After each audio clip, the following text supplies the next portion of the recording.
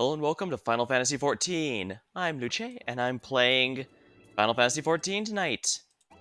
Basically, they gave a free 2 weeks to everyone, and I figured that was probably a good sign to return and do some more stuff. I'm about, as of time of streaming, I'm like 2 entire patches behind, so I'm a little dated in terms of my gear and stuff. So I'll have to be catching up, but for the moment, I should be fine, question mark?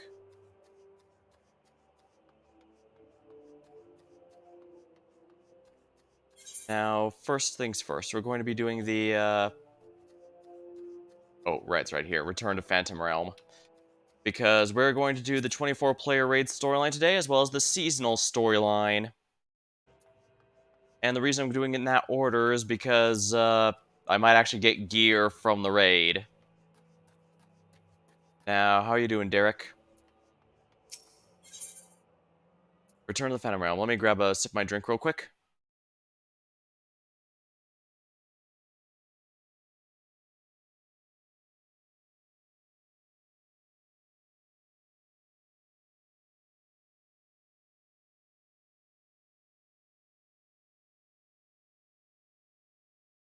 Alrighty.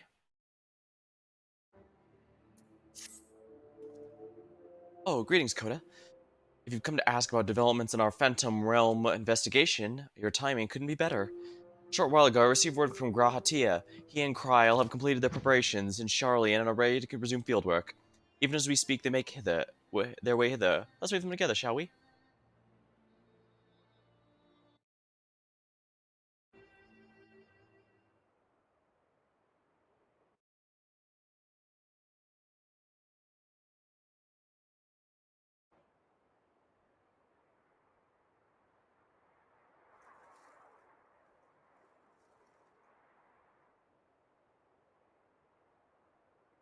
Ah, there they are.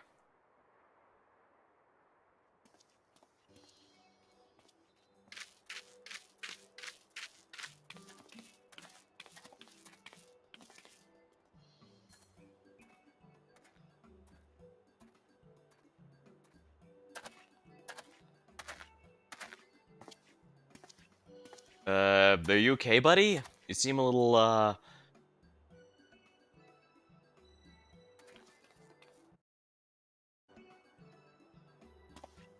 thing on your back.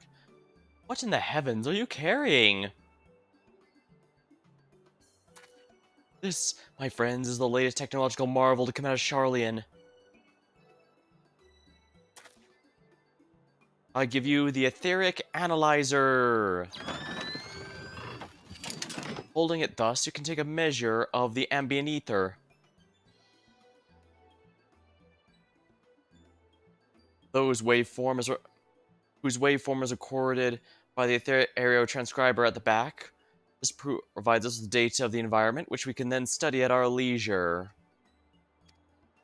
As you know, the Phantom Realms are hidden by illusions. In order to ascertain their nature, I suggested to Kryl we record the data with proper equipment. Alas, said equipment is tremendously cumbersome. Raha has done well.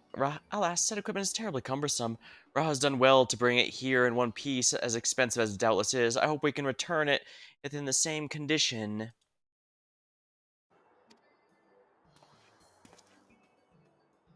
Return it? Yes, to the forum. In approving our investigation, they grant us use of the device in addition to their financial backing. Despite the students' greatly reduced scale, the forum has faith in our endeavors and thus did approve. Will notice declare, I'm proud to say. We owe much of this goodwill to the Scions, yourself, least of all. I forgot, Kryl actually has a pretty deep voice, if I remember right. That being said, we can't depend on the forum indefinitely. No, we must stand on our own 2 feet again, and this begins with our own efforts in this investigation. Well, I guess bringing the best tools we have to bear would certainly help things out. The 12 are meant to be Eorzea's guardian deities, yet they seek battle with mankind. What could it possibly be which motivates them?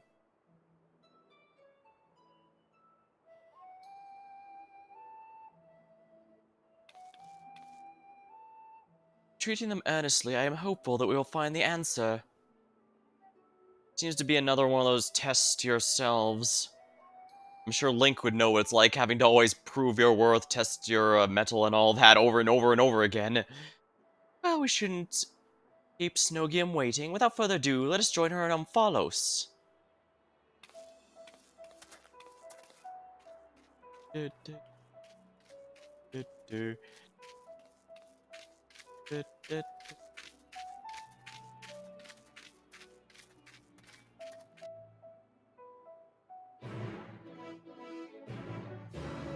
Dang, it's been quite a while since I last streamed this game. It's also, there's been quite a few developments since. I mean, I don't think I even, yeah, I didn't even have my live 2D model back then. Granted, I am testing it out a bit. Oh, right. Yeah, sorry. Zero the Third is there in the corner entirely for the purposes of making sure that I can't get an unpleasant surprise when I look through the VODs again. I mean, if I do a dungeon run or something, I'll still type it in the obligatory "oh hi" or "good luck everyone" or whatever that everyone likes to do. But by and large, I'm definitely gonna be distracted.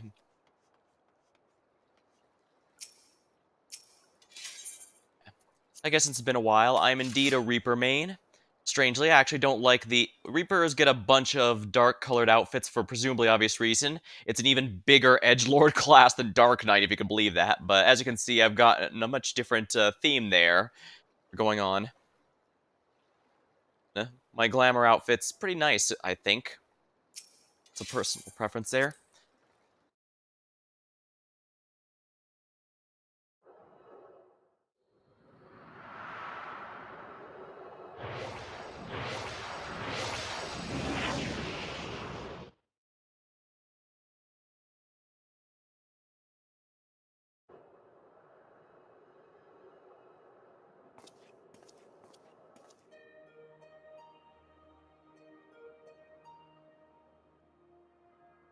Well, supposedly around the gods themselves.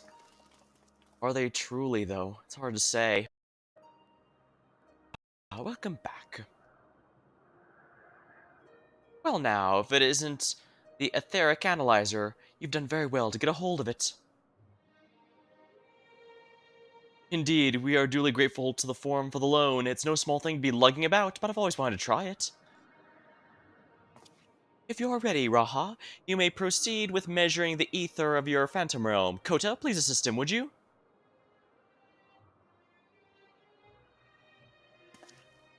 In the meantime, I have a mind to further examine the monument with the Snowgim. How's that sound? Like a plan. As a matter of fact, I've already done a little bit of work on that front. It almost looks like an ether stone. As you previously determined, this monument harbors some manner of magic, and this magic I've found takes the form of an epigraph.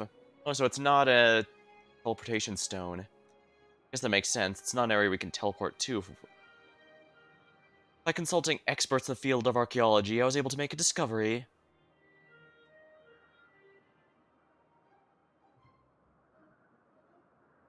Oh yes, a most startling discovery. Well, what is it?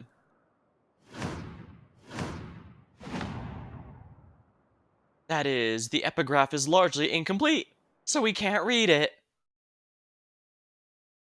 Uh-huh. Well, I suppose even learning that we can't make heads or tails of it, at least, is some progress, maybe? Question mark? So you didn't make a discovery? Ah, but see, establishing what one doesn't know is also an important step of research. Well, I suppose. I mean, a big part of Endwalker's storyline was just straight up basically a form of matter we didn't even know existed. So I guess it would make sense that there could be others still. So simply knowing it's not something we know of can still help us figure something in the future. For a blessing, the language used doesn't appear to be completely unknown. If we can but fill the missing information, it should be possible to make sense of it. Ah, but where do we even begin to look for such information? Why, we ask the gods themselves, of course. Well, they seem perfectly fine talking as soon as we fight them. By giving the battle they desire, we're doing them a favor, are we not? That being the case, I dare say they would grace us with their presence if we called. Please, come with me. Well, I suppose we would have to challenge the next set sooner or later.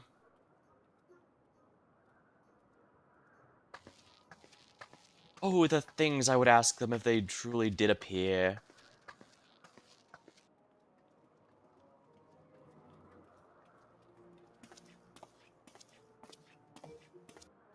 Yeah, I hate to sound ungrateful to the gods after what I'm certain they've done quite a bit, but at the same time, we just finished dealing with the ancients who had similar powers. That is, the ability to create and to destroy things at will, basically live as long as they want, only ending it whenever they feel, their lives only ending when they feel like it, basically.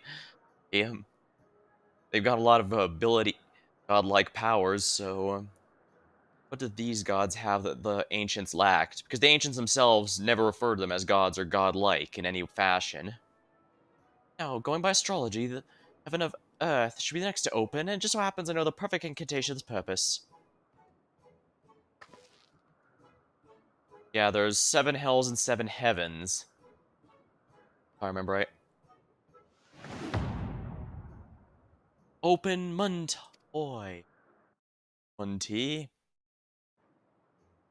Time-honored charm passed down to Gridania, whose patron is Nofika, one of the deities said to dwell in the heaven of Earth. Come, everyone, say it with me. I actually think that's my character's patron. Wait, no. I don't remember which it is. I guess, I imagine I'll have some special dialogue once you run into them.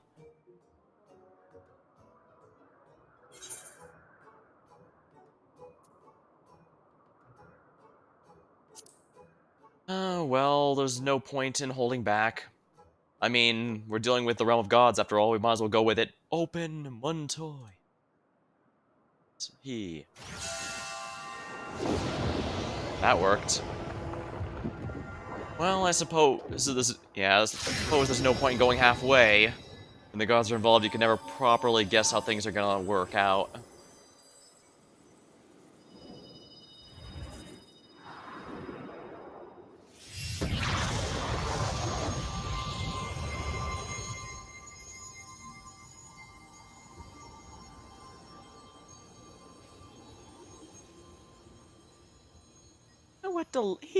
What delightful children you are. I too have desired to speak with you. Someone's fangirling over.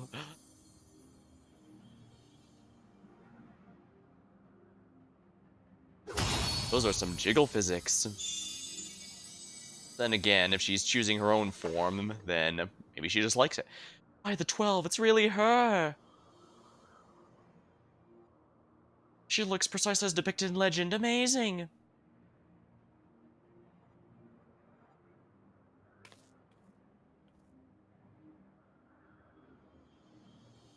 It is an honor to meet you, Nofika.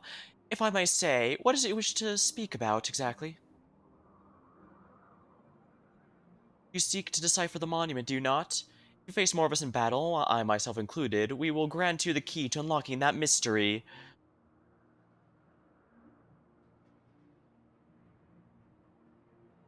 We would of course be much obliged for such a gift, but are you certain? The gods before were not exactly forthcoming with your secrets. Closely have we watched you from our respective sanctums, watched as you faced us and pursued the truth with pure hearts and minds. In light of what we've seen, we've concluded thus. Even should you uncover the monument's purpose, willing to lend us your aid. Help us fulfill our heart's desire, and so too shall we grant yours. It's good. Alright, so that implication is that whatever these gods are up to, it's not something we would find nefarious, or the very least, it's something we would be willing to assist them with for whatever reason. It's not something like end the world to remake it or whatever. It's not something we would find objectionable. That is good, but we still know if what the case is actually true. I mean, as the fangirl here said, that their gods are almost exactly as seen in legend, but that is by itself is rather interesting. It's even speculated they could be primals. After all, well, there's been quite a few major figures who turned out to be themselves, but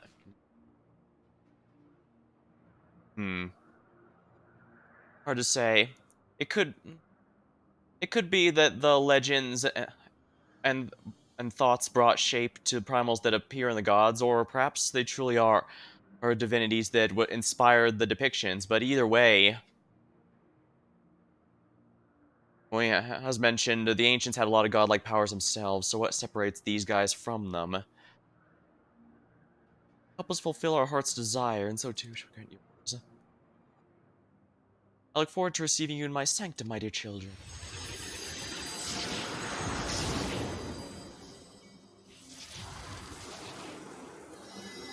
Alright, so we're going to face, Alright, so there's 4 raid battles in each of these, so 3, so yeah, that's 12. We'll be fighting all of the 12. And they don't even seem too bothered by the fact we're winning.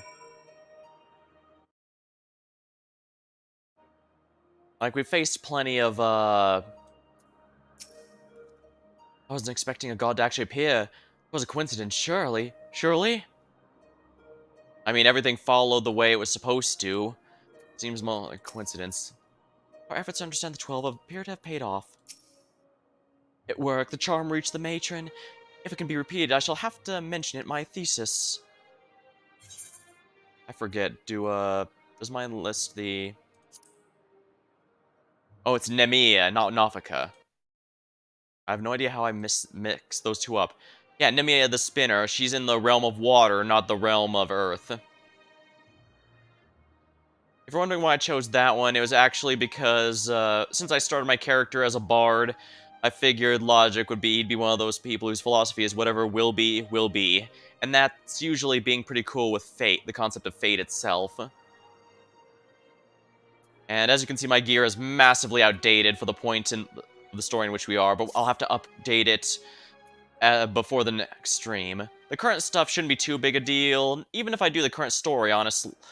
Yeah, I'll probably do the story next time, but I kind of want to have the whole gear so that I don't have to, I won't get stuck with warning your gear level is too low to do the next dungeon, because that actually is possible, and well, so I want to be careful there. What are your thoughts, Graha?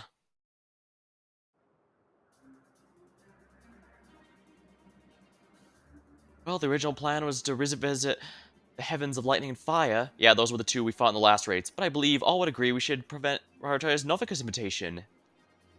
Hey, sounds good to me.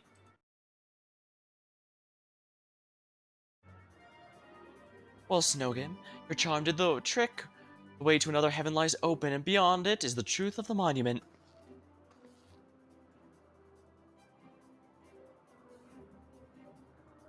I can scarcely wait to pore over the etheric data. Rahak Kota, I leave it in your capable hands. Okay, sure, have the cats do all the work. That can't possibly end badly. As for you, Derek, may we rely on your guidance once more?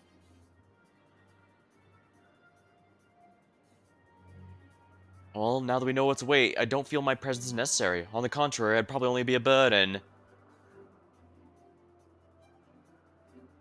Well, as you wish, of course.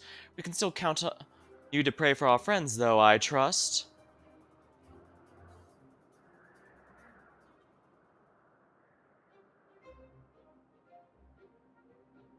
Well, I'm glad I can actually join you this time, Coda. Encumbered as I am with the Analyzer, I fear I won't be able to assist in battle, but I shall do my part and secure the data we need.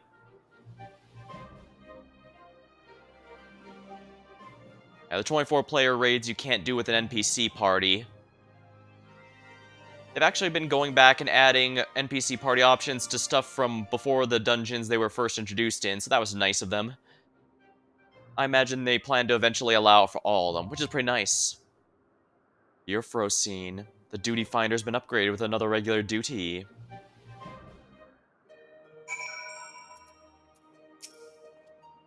Knowing you, you should no trouble finding your way without me. I'll cheer you on from here.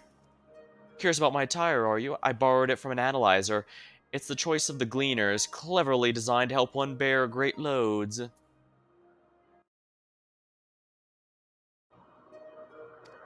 As hefty as the analyzer is, by now I'm quite used to the feel of it. That's to say, I won't unduly slow you down. Let us set forth. Thanks to the etheric analyzer, even those who can't accompany you will have access to valuable data. Compliments to the forum for the loan. In actuality, fighting... In actually fighting the gods, yours is the hardest task of all. The rest of us are truly grateful to you, and we shall do our utmost to support your efforts. The game goes... While the game is generally known for having a Chosen One storyline, I do feel it's worth mentioning that they make it clear that there's actually many Chosen Ones. In fact, Kryle herself there is a Chosen One despite being an NPC character, but she's chosen just like any all-player characters.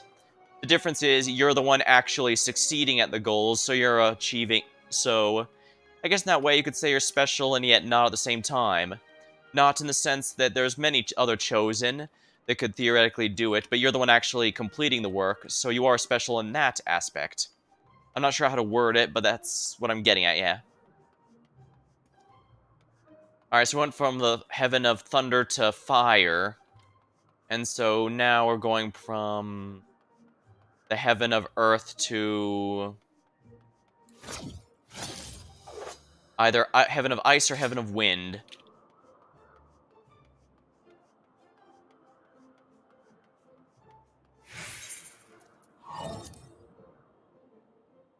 Characters used to have different elemental resistances for each individual element, but that's gone away that's been gone for a while now, actually. But I guess now is a good time as any to go with raids. Gale was the first one. Euphrosyne is the new one. Oh. I was doing some random level 90 dungeons to try and shake off the rust a little. I should not be as burdensome as anyone undergeared here. The 12, Eorzea's garden deities, seek to fulfill their enigmatic aspirations, and for this they claim they must engage with battle with humans. Continuing your efforts to uncover the truth, you and your comrades have turned the attention to the monument at Heart and Amphalos, which contains an incomplete epigraph. The goddess Nafka promises you the key to deciphering it, but in exchange you must do battle, herself included. So you must prepare yourself for another grueling foray to grant the divinities their heart's desire.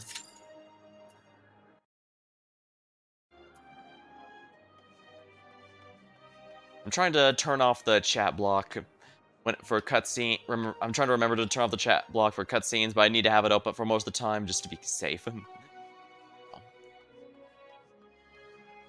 Truth be told, I'm not sure if the live 2D model improves or doesn't improve the experience here. But at the same time, well, pretty much everyone stops by seems to like it, and it's not like it's blocking anything important in the corner here. Like, as I said, it's usually blocking chat, which I have to block anyways. So, hopefully it'll be fine. I guess if not, I can always just not use it next time. Alright, so DPS usually has the longest waiting queue times, but that's usually for regular fights. For the 24-player dungeons, they actually usually have a lot lower.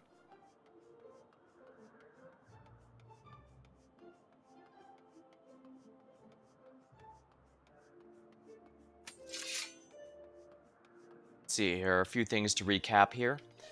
I believe I first started playing this game during the Realm Reborn, about partway through. I think around the Leviathan patch. And, yeah, I've been dipping in and out ever since.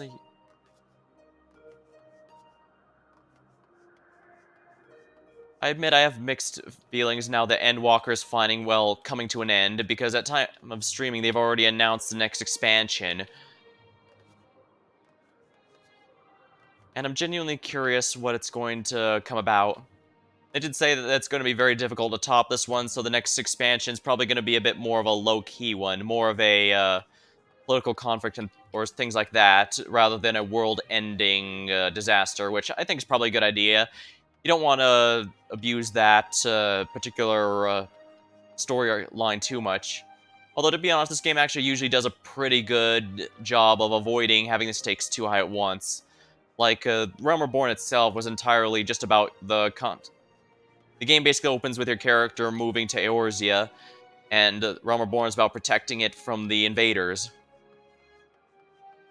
Then Heaven's Ward is about helping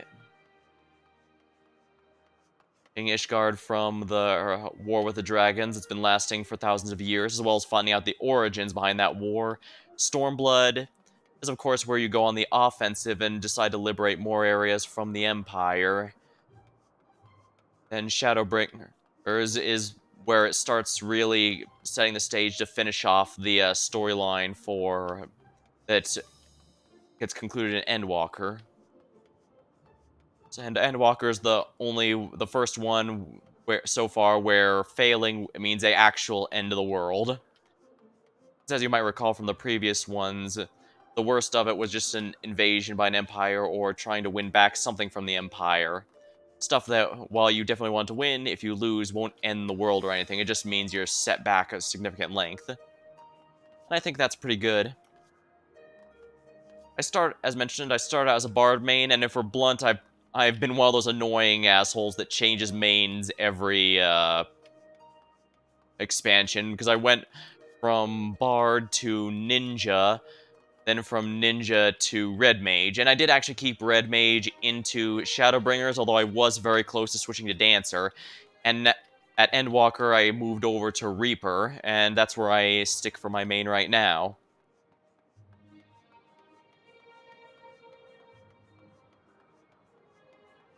Alright. I need to remember Solso between groups here, just because that's a nice additional attack on it. But the worst part is I'm pretty sure I always forgot it, even back before I got Rusty. And now that I'm Rusty, there's no way I'll remember it, but I need to do what I can. The big thing with Reaper is you alternate between your regular mode and then fill up the meters you see in there to activate a super mode of sorts. Well, first you activate it to use powered up attacks, and then when you use enough powered up attacks, you enter a super mode, complete with a nice finisher, and from there you can, yeah, handle everything.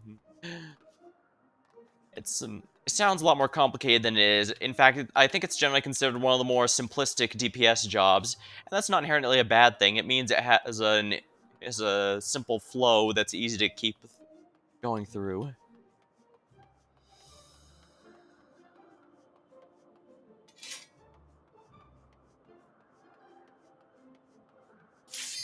Ah, here we are. Excellent.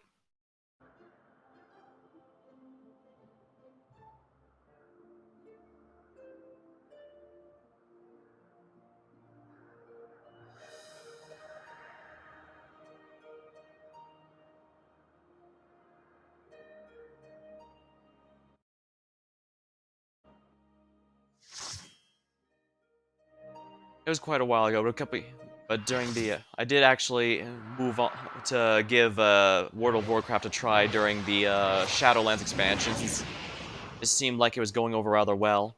I don't dislike my time with it, but... Oh, right. Ah, it's Graha. There's definitely a lot of give and take from this, that's for sure. But with everything Blizzard's been doing, I have no interest in returning, even though I've heard Dragonflight is a genuinely good expansion. Still, at last the time has come.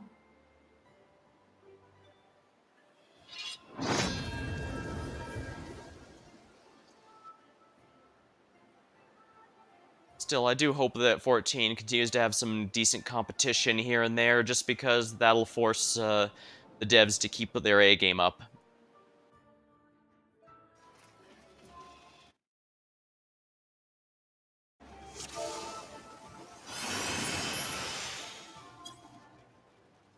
Here we are.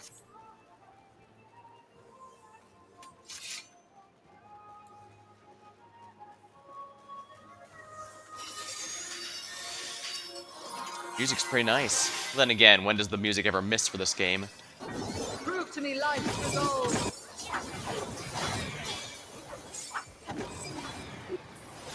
Ah.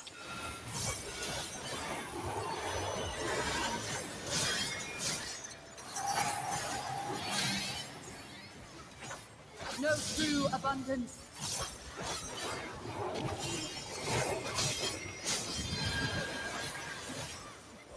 Feel you the heart of the land. Fortunately, the Reaper's team buff cannot stack with other copies of itself, so...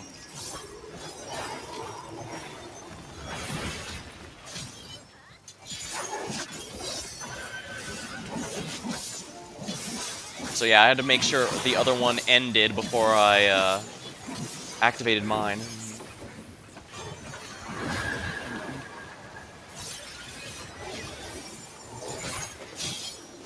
Seek the heart.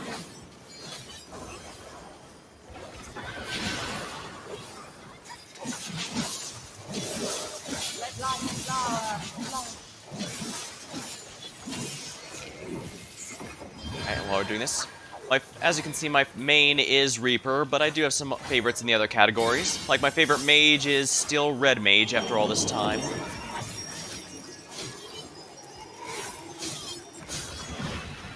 My favorite,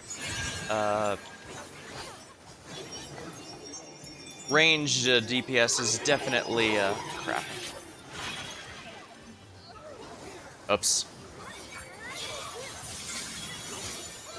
Oh, that was a fast res.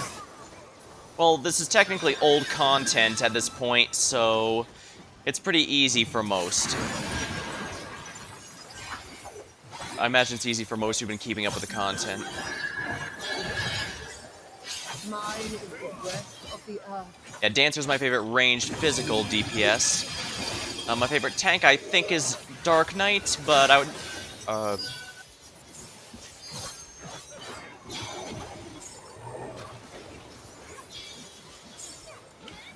Well, no, I think I was last time I was favoring what's it called?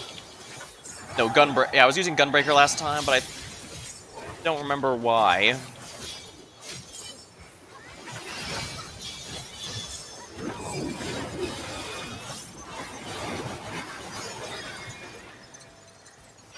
Here we are. My heart rejoices for our union.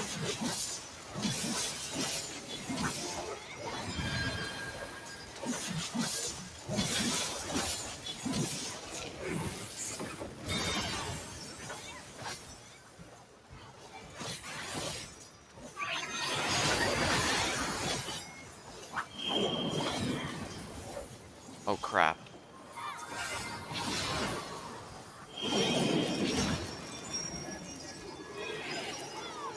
Oh crap, this is bad. Ow. Death absolutely empties out my meters, so... you can see all the debuffs from the, all the other Reapers in the other raid party. Yeah, the red debuff marker is what the, Reaper specializes in.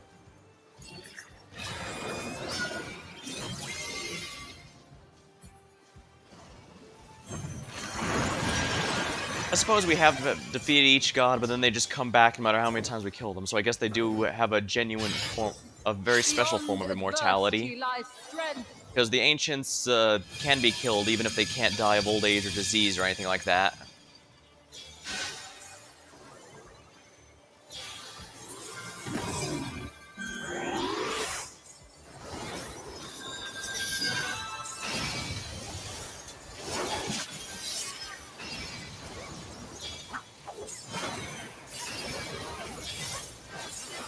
Good children, be strong for what awaits.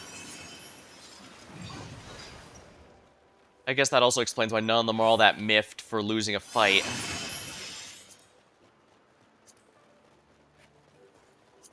Guess I can greed those for a tank. I don't need the hairpin. Oh, that's a head item. I thought it was an earring. Well, they have a lot of head splits like that. By my authority, let the land be remade.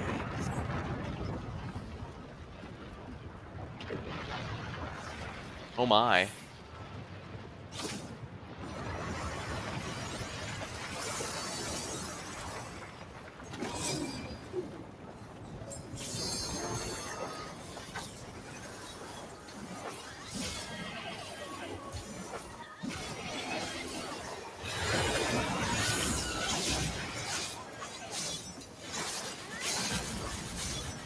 Crap, I definitely want to be outside of that.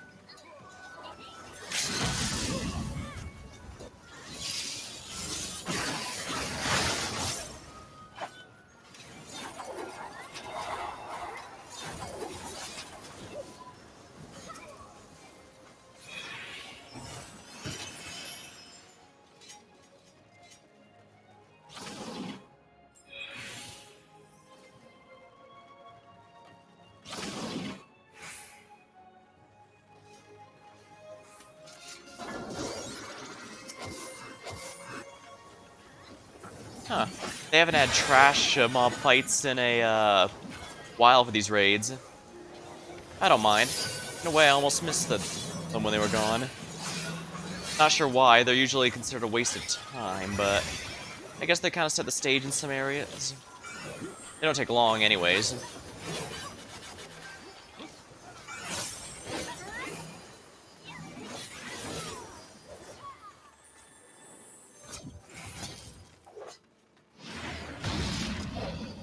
Oh my.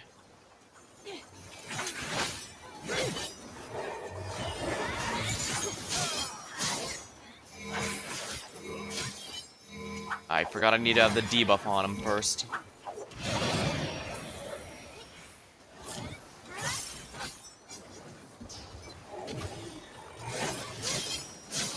Ecliptic Comet.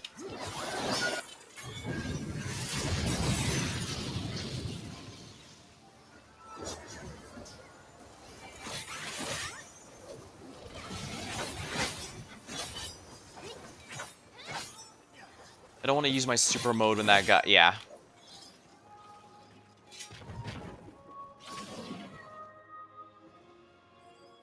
Let's see, there's no samurai in the party, but there's a dragoon, and some of those have...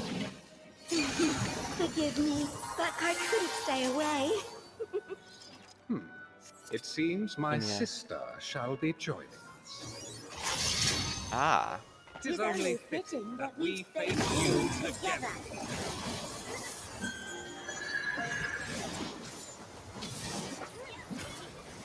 I will spin your fate. Spinner's wheel. I'm guessing we have to focus on this guy since it's not splitting half and half. Everyone is doing that.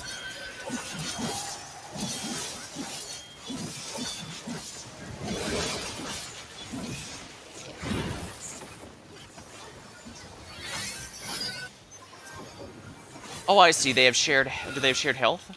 Oh. Have you the strength to the forest fate? The sands of time are mine to command.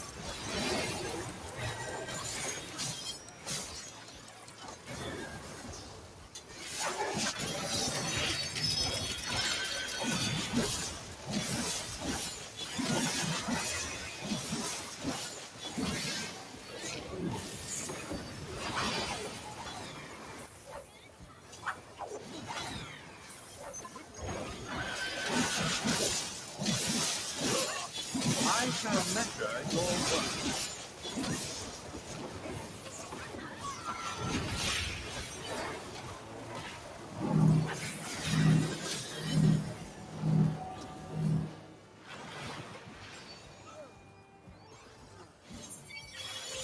I stood in the exact wrong spot, didn't I? My power.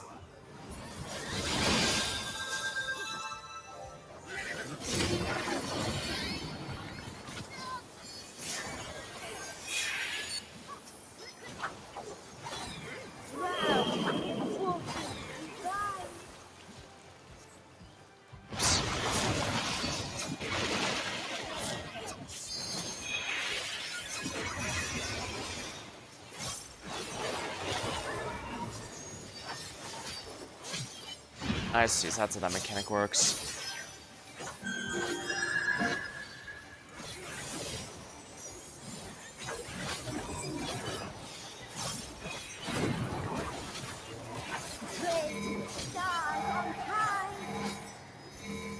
If that's red, that means the tanks need to eat it. I do not have enough durability for that.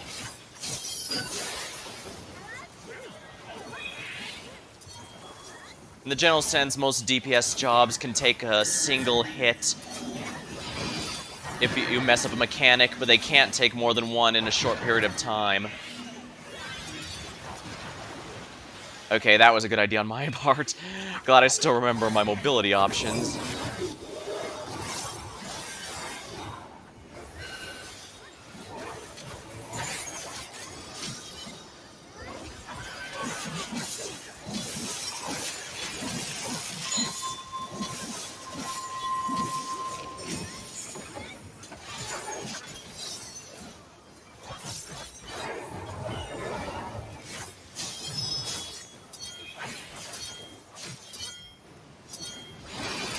Freeze up, deep freeze, if not continuously in motion. Alright. Ah, I see. Yeah, the fire means you don't want to move very much if you can avoid it.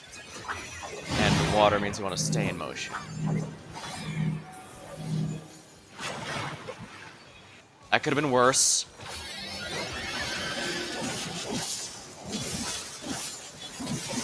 It seems they have shared health to a degree, so...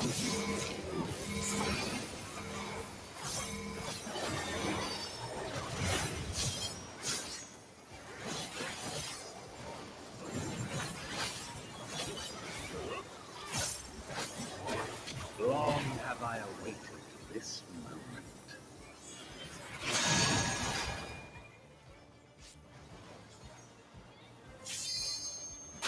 This too is fate. Upon the most exalted of battlefields you shall stand.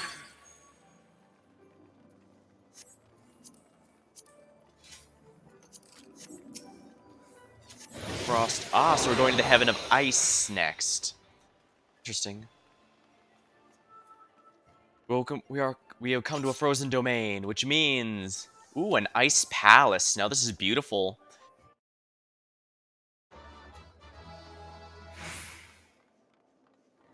The weekly lockout should be gone, right?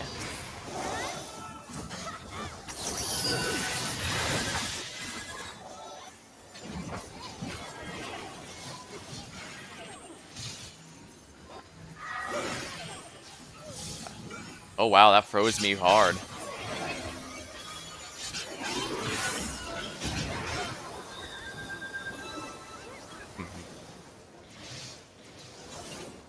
Louise.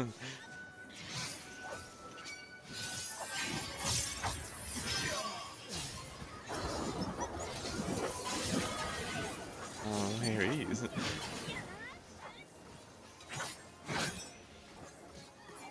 There we are. Summon your courage and press on.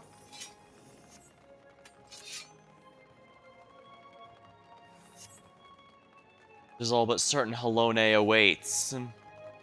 Ah, the Guardian, the Paladins. Whee!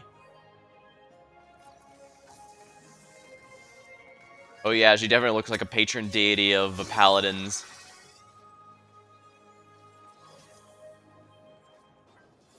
I, the Fury, shall test your strength of spirit.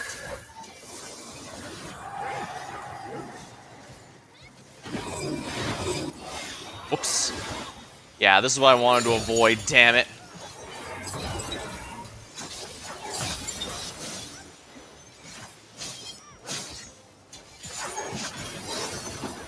All changing, they are great deep of rage and giving.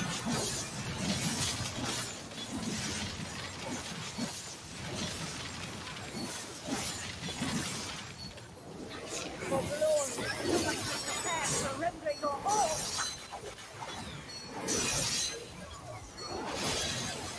Oops.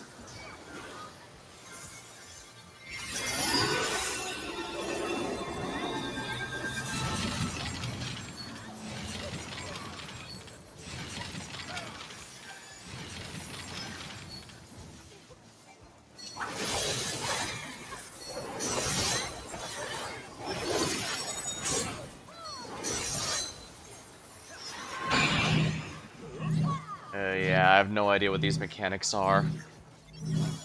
Well, I recognize the Doom Spears. The the markers are pretty recycled from fight to fight, so I can recognize some, but not all of them. Okay, I guess that mechanic that killed me, she must have been showing exactly what she was about to do and then actually did it for realsies. Better than that against me.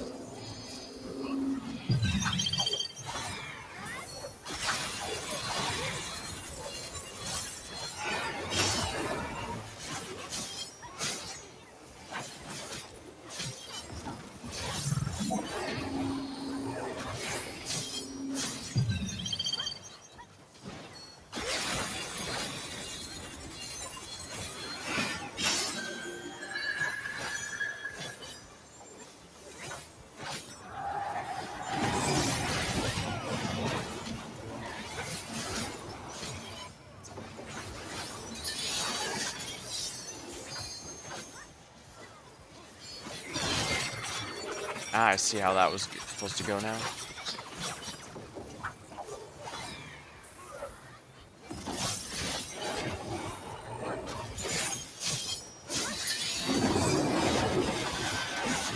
There is no defeat, only victory. Wrath of Halone. That's a paladin move.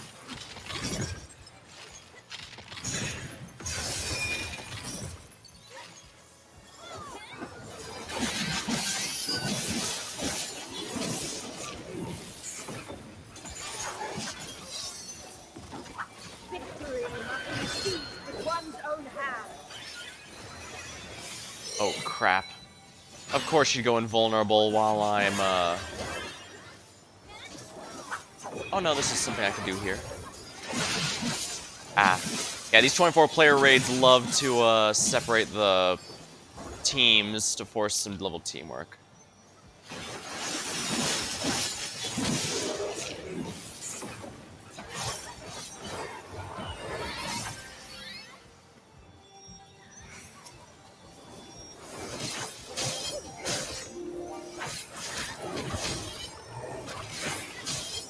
Oops, I forgot to activate the debuff. I'm so rusty. In ice, unyielding, now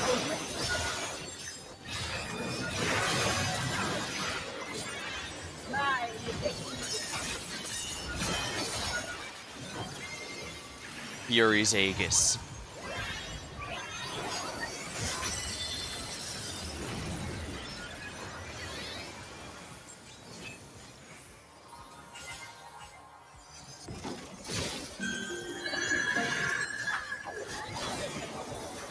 Oh, would that our clash could continue forever.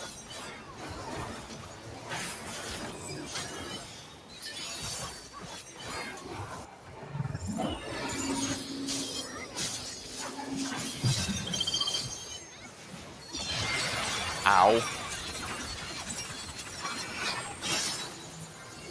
Well, that was embarrassing. But the good news about this being outdated content is I can get my ass carried.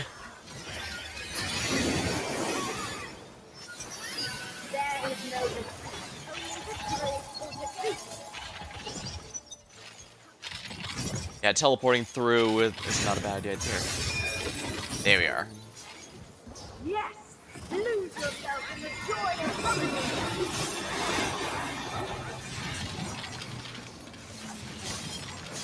Alright, so that way, this way. Outward.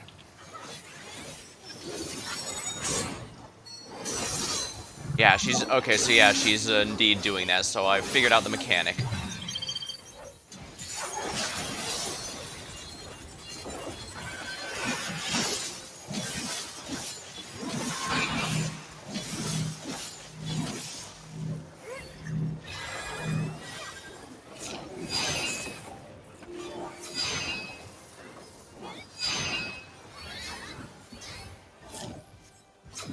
Gonna run away, then I'll just use that annoying ranged ability that does like 1 damage, just to be a dick.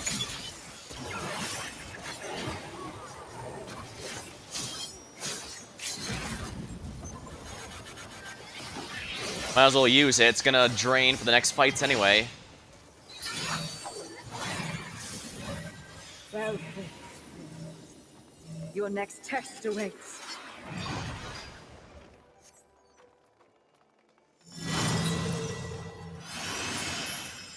Scouting is ninja gear. Striking, that's for samurai and monk, because I don't need that. Ooh, this is very pretty. There's a lot of fun stuff you can do with ice. Follow the spear.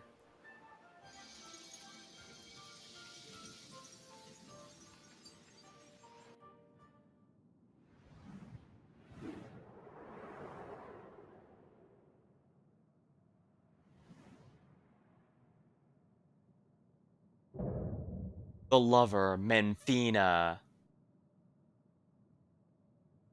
Come bathe in the moon's tender glow.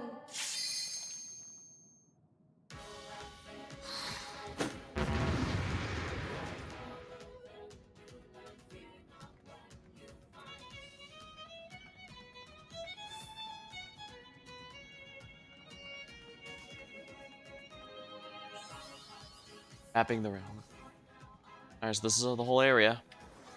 Interesting. It was thought that Delamund was supposed to be a creation of her, but it turned out to be Bahamut's prison from the Alligans. That was supposed to be one of the first reasons that people started thinking the gods might not even be real. Indeed, once it was confirmed that Zodiac and Hyland were themselves primals, I thought it was pretty... And not to mention the ancients, a common fan theory was simply that the gods simply weren't real, period, and yet... Wait...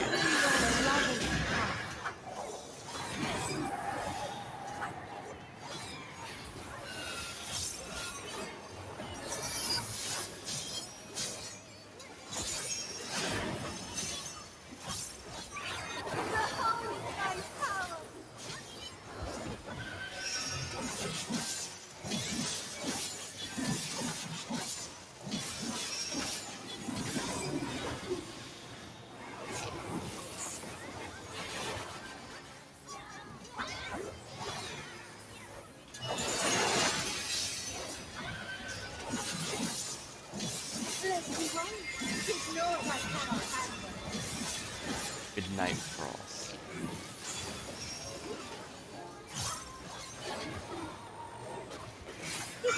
I'm getting my positionals off, but I'm trying to focus more on making sure my attacks land, even if they're not perfect. But as a melee class, I absolutely should be landing my positional attacks where possible.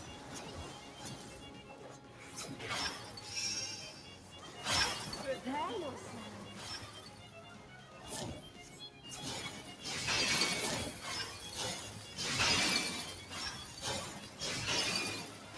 Oh, move of ice, have mercy upon them.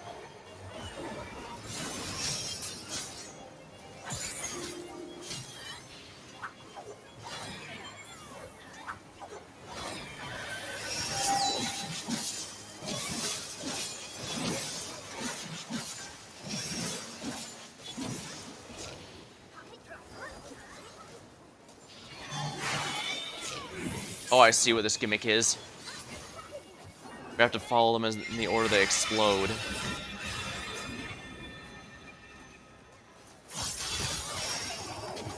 I have no idea how I didn't dodge that. That was really dumb on my part, if we're honest.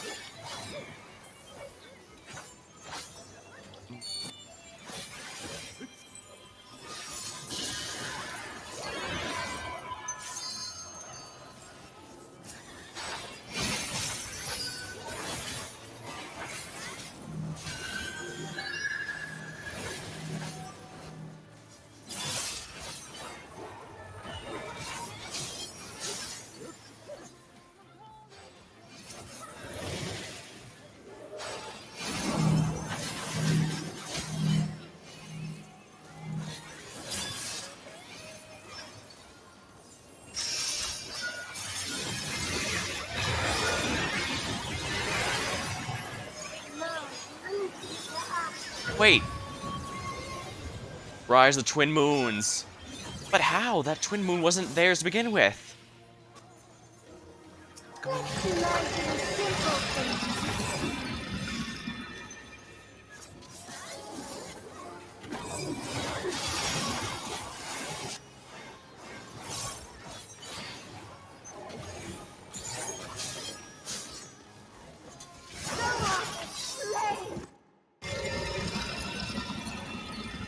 she did it. Oh, I see. It's possible she just had a loyal hound, but they didn't realize.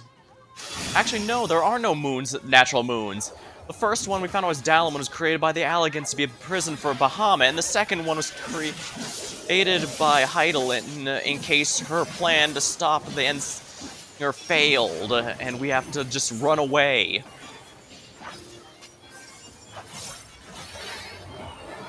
Or perhaps her twin moons, the hounds, are literal. They were never meant to be actual moons.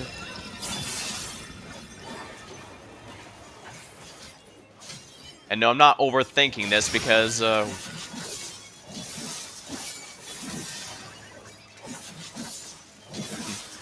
know the lore team apparently stays up at night to make sure this game doesn't break any of its established rules.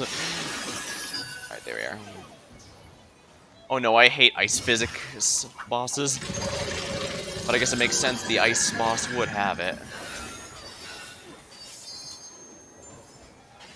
Oh crap.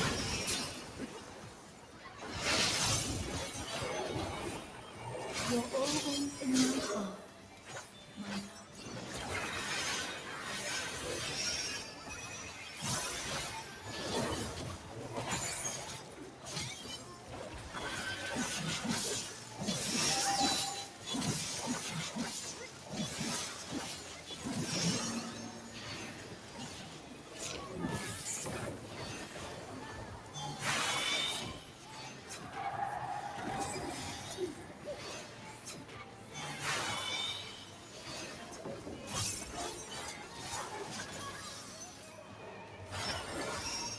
I see, it's targeting me specifically as a person.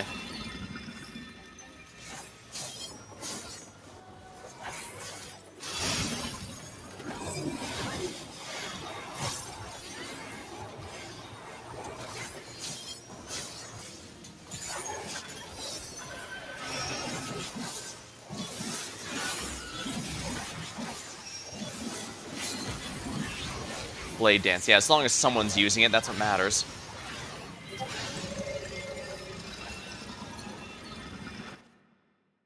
Oops, sorry for anyone who checked Discord there. I swear one of these days I'll remember. Divine Revelry. Ah, Our dreams may yet become reality. Thank you.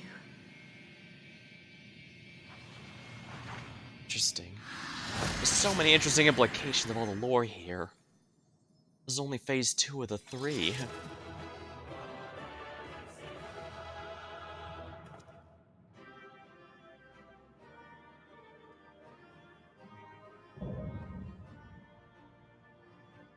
Euphrosyne complete.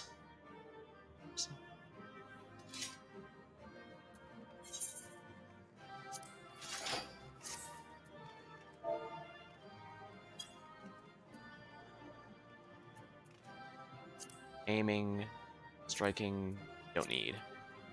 Striking, I need maiming. Wow.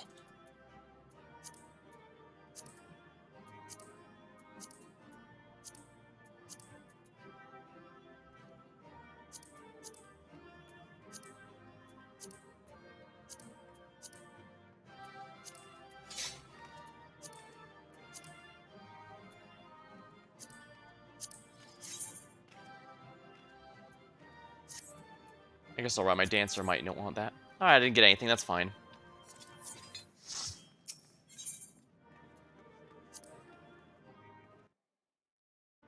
Why'd I get a calm? All I did was die.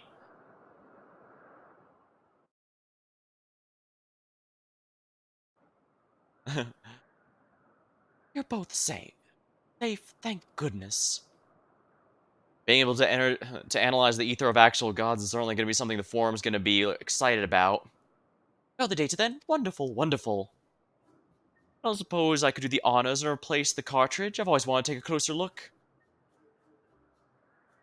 Of course, they could also not be made of ether, since as we found out, there are ways to make things in this universe that don't use the known forms of matter. Take care of moving it now. We don't want anything to happen to the data.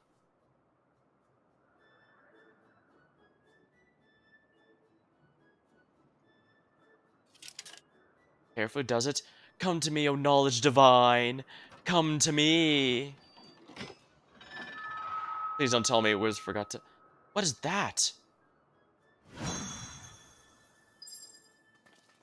Ah! I was gonna say, please don't say tell me we forgot to put a cartridge in there. Oh. It's alright. The cartridge is safe.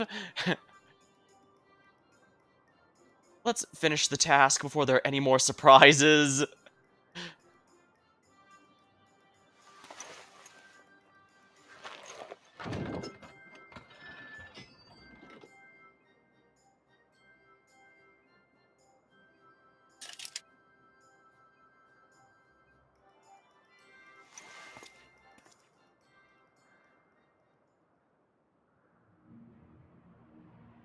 Being in the others. Wasn't expecting a duo boss, but I'm not against it. They can be fun. You have our gratitude for bringing us closer to achieving our dream. Oh, Althik, must you always be so formal? Although he has trouble expressing it, I assure you my brother's absolutely giddy with joy.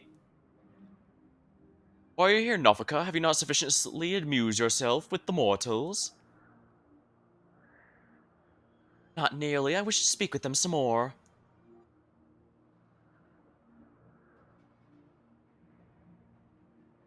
Novika promised you the key to deciphering the monument, did she not? Yes, that's correct. On that note, I do like how... she was all... how one of the gods was all, ooh, what's that? That was amusing. Yes, that's correct. Then you do well to hold in your hands that which harbors information. Come now, brother, you need to speak plainer than that. To clarify, we will create the objects you need, but your assistance will be required to give them form. Well, I appreciate someone's being blunt about it. Why not? Appearance has no effect on function. Just try to imagine which that in your hands is used to hold information. A book, a data, a...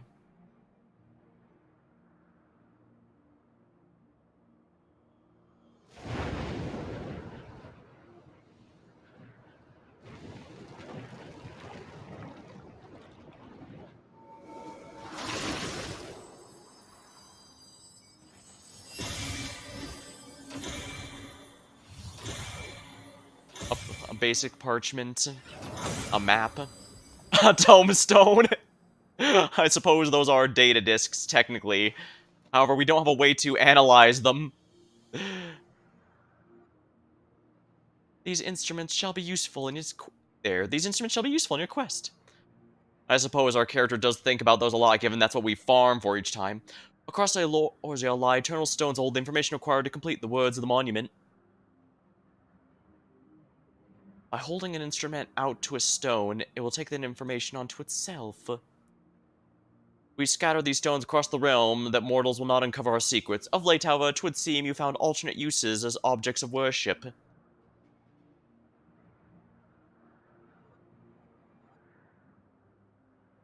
Ah, oh, you mean the marks of the 12?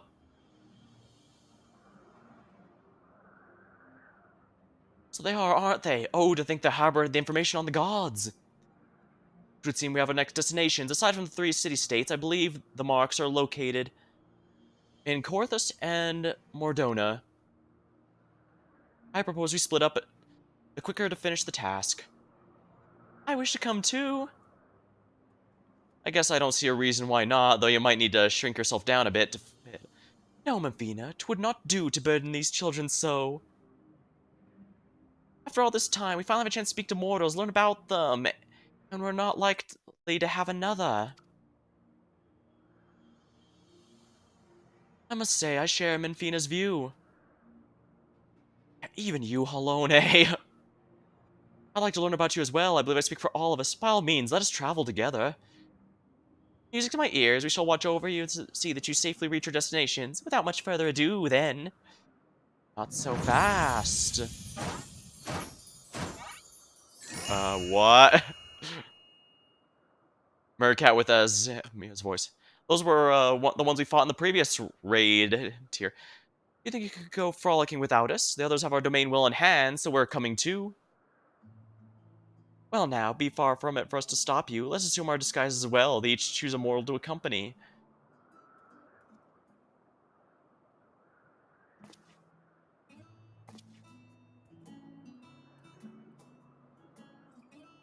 Please let it be something inconspicuous.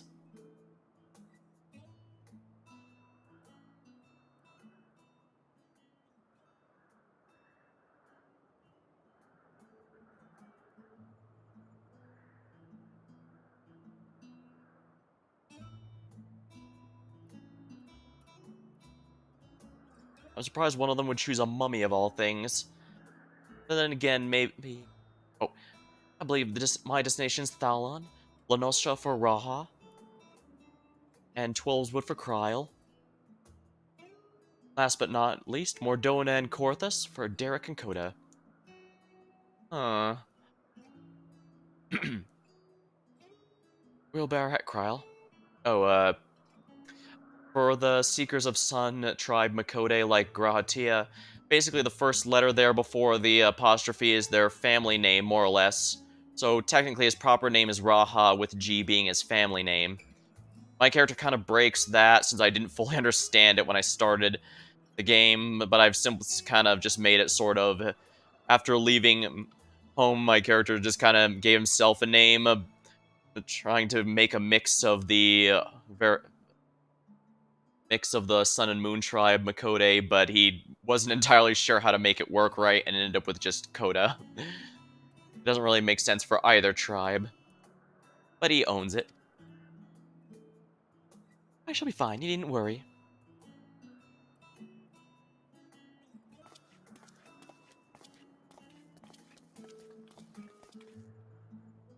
There was a temptation to swap to a male Vera after they become actually playable. In fact, I believe this game is currently the only game in which you can play as a male Vera. However, Lone, the others will remain to keep watch over our domain. You didn't worry on our account. Never before have I traveled with mortals. Ah, such fun this will be.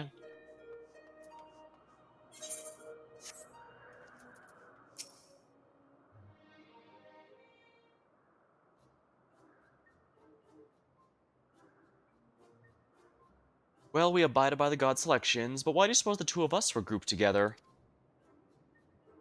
Beats me, if we're honest. Why? Because you make the most intriguing pair, the god's falling hero and the world-faring explorer. Well, I suppose I can handle any combat that goes by. I'm usually pretty good at that. I shall relish the chance to learn about the both of you. Now then, the others have already set forth. Let's do the same. Aside from my own mark, I believe we'll find those of Thaliak and Halone and Mordona and Korthus.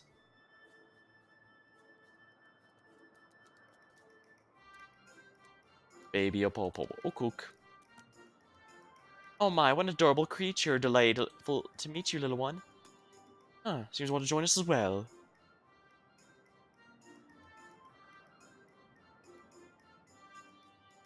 What an unusual company this has become. The gods truly know no ambition. Forgive me, Coda. I couldn't have anticipated this turn of events. It's fine. I don't think anyone could possibly have guessed this storyline would happen. As I said, among the fanbase, it was commonly agreed that the gods most likely didn't actually exist, so there's just too many things going against them. Like as I mentioned, Athena was supposed to be the goddess of the two moons, but as we have found out, there are no natural moons of this world, so... Yeah, I guess the twin moons and our hound and all that were just... The twin moons were just supposed to be figurative instead of literal. This baby Oppo Oppo. I have the feeling it's going to be very, very important later, but the gods don't recognize it, so there's no secret super god that even the gods themselves worship. Or at least none that they seem to be aware of. And Fina is winsome, is she not? We all think of her as a younger sister. Of all the self-indulgent things. Well, I don't see why the gods should be denied the opportunity to be self-indulgent. I mean, it's not like they're hurting anyone. Fina's fairly bouncing up and down with her eagerness set forth. Well, what are we waiting for? Let us seek out the marks at once. Yes, no need to be so hasty. Shall we then, Coda? The nearest mark is Thaliax, just outside of Mordona. If memory serves, it overlooks the lake in a place called Rathafrost.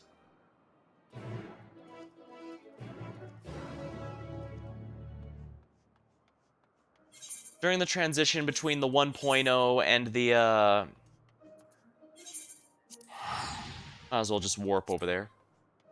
Well, actually, I can just exit Mordona right here.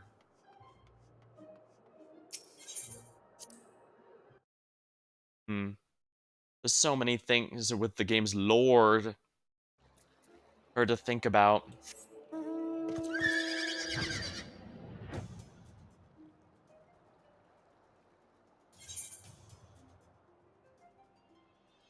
What was I saying? Oh yeah, during the transition between the 1.0 and the Realm Reborn, those 12 marks were what the players had the Scions each visit and go through there. Your mount can fly no higher. Plasmoids. I think there might have even been a quest to visit each and every one of these. But I was not part of it, and while there is, I think they've had a 1.0 server here and there. Or a, well, by definition, they can't be updated. So, yeah. Only so much there. This is indeed the place. Do you like traveling, Coda? I adore it, and not simply for its own sake. It's an important way to perform one of our foremost duties, you see, peering into the hearts of mortals. Ook ook. Well, that is interesting.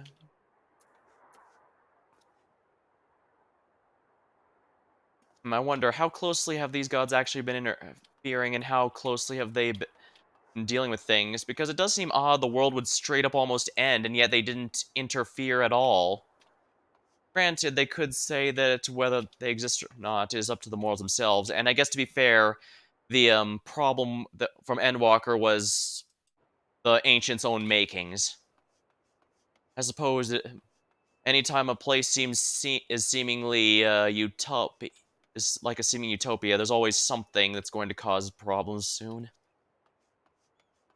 But yeah. And they did themselves confirm, while it did look like the 12 assisted during the Realm Reborn thing to help deal with Bahamut, that wasn't actually what happened. They confirm it was simply primal powers summoned by the prayers of humanity themselves. Rather interesting. So indeed, it would seem both the destruction and salvation of humanity is caused by themselves, since the Allagans were the reason why the world changed thanks because of their imprisoning in Bahamut. The world almost ended because of the Ancients, but again, we were able to stop it with our powers and our will. Even the primals that weakened Bahamut and allowed the Phoenix to come into existence all were from humanity's wishes and willpower. Interesting, that.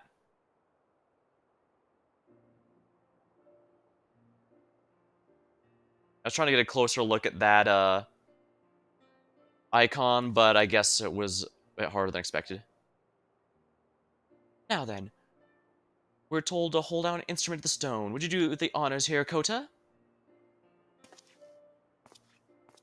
The tomestones are basically ancient Allagan thumb drives. There are ways to study them, but I don't know if it works, if we're able to actually read them.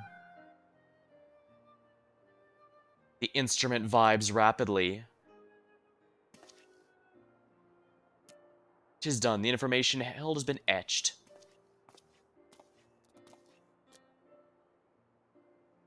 As Athlic said, these stones are eternal. No matter the shape or location, their nature is unchanging. Oh, I see.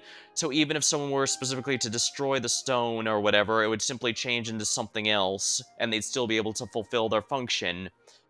That's interesting. And whatever it was specifically done to prevent the secrets from being uncovered.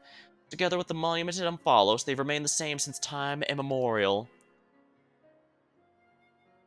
Was love of man bare for us, and we for the star that compelled us to create this monument and the stones. Interesting. But worship of the 12 only goes back to the Third Astral Era, which, while a while ago, isn't even the start of recorded history in this planet, so rather interesting. I guess it could simply be information is lost over the years. I mean, even Dalamund itself is actually Bahamut's name, but due to text being faded and stuff, like the D appearing as a B because the middle got removed, for example, I believe was described during one of the live letters or something like that. Or was it an interview? I don't know. I just remember it was discussed. I thought that was very interesting. But yeah, Dalamund is indeed supposed to be Bahamut's name, but pieces of letters and stuff change, causing it to look different. Though men do not know the truth of the stones, they do offer them prayer. That act is manifestation of your bond with us, while the stones are a manifestation of our bond with the star. And so, by praying the stones, you effectively cultivate a bond between yourselves and us and the star. Delightful, is it not? I do quite like how upbeat Mavina sure is being. Though we appreciate your eagerness to talk, perhaps we should save some conversation for the destinations to come. If we linger too long in one place, we're liable to be late to reconvene with the others. Then let us make for the central highlands of Corthus. Within the Fury's gaze, my own mark awaits.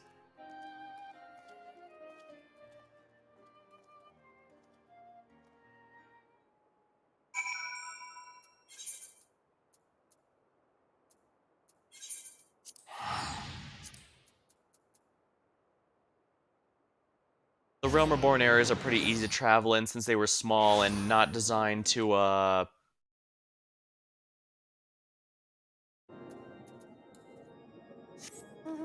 A Realm Reborn itself was built on a very, very tight budget. They were basically given a year to redo a game completely.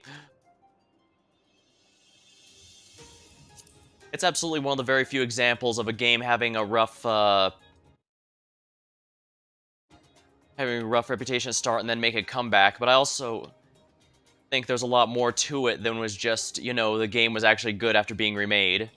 Because, well, first of all, the devs were a lot more open with their discussion stuff. When Yoshi P took over, he explicitly made sure to be open about what they were doing, what their influences were, stuff like that. And that's not pretty common even in Western development. And it's a special... And from what I've heard, well, to my understanding, it's also looked down upon in Japanese game development, but take this all with a grain of salt because I absolutely cannot confirm it for myself. I don't speak the language. But safe to say, if it didn't work, his career would have been over.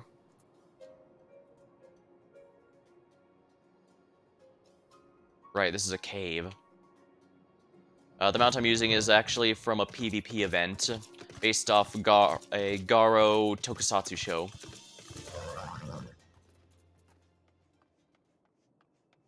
Yep. Yeah, you can kind of see it up there. And in every single one of them, you'll find these strange plasmoid enemies.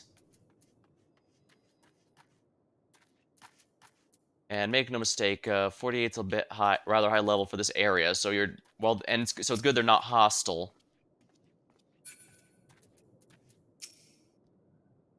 There's nothing like taking the road with agreeable company, do you not agree? In this land where mankind's faith in me is strong, I cannot help but feel uplifted. Ook ook ook. The baby Oppo shivers uncontrollably in the cold. Ah, poor thing. I do think there is something with it, but, well, I think I might have mentioned it before, but yeah, I thought maybe there was... Actually, no, I didn't even suspect anything like that. Now, after they all took animal forms here, I thought maybe it could be the super god that they work with, because the fact that they're starting to double up on some of the gods means that there's going to be some extra slots in the final raid battles. However, that could mean anything. Maybe they could all fuse into one super god rather than having one above themselves, for example. Hard to say. The Spears of Halone. It's hard to see it in the rock, but it's definitely there.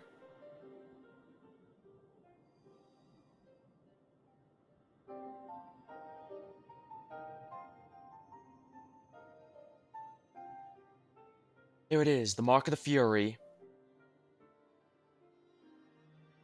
It wouldn't do to burden you constantly. I shall extract the information this time. Alright, sounds good to me.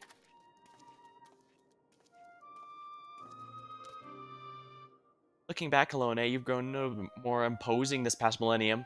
There's also more statues in the Heaven of Ice. Ooh, but an idea occurs. Coda, this time I want you to share what you know about the worship of Alone. I dare say it'll be interesting to hear what mankind hears about me. Perspective.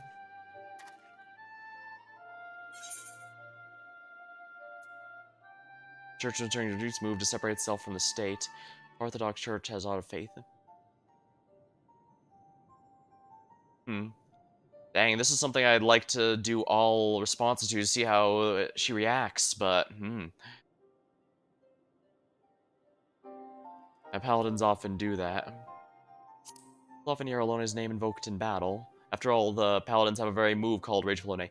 Ah yes, ever did I feel the people's fervent desire to be strong, that they might protect that which they hold dear. How very fascinating. 'Tis a fine thing to indeed hear directly from mortals.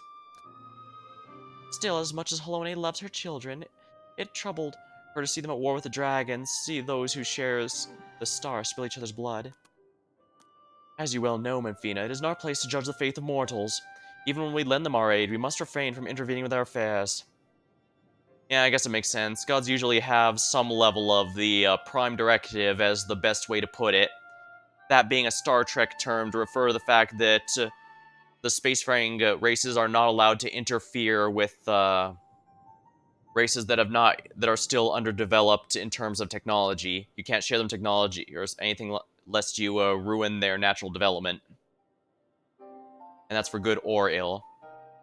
The rule itself has changed a bit over the years. Like, I remember eventually at one point there wasn't exceptions. Like, if the Klingons had invaded a low-tech world, then Starfleet's allowed to interact without breaking the Prime Directives, since, hey, someone already broke it. We're just cleaning up their mess, but some newer ones don't allow it even then.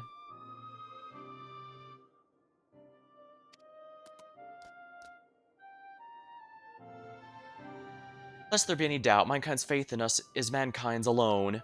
By your prayers, our forms are become that which they need to be.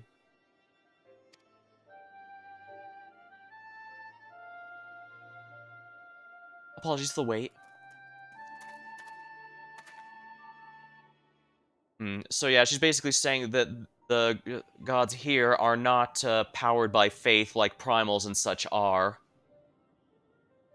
Quite the information have you? Excellent. Let's proceed to the next mark. Mine. As I recall, it lies near the Steel Vigil, a cliff west of the entrance. Follow me.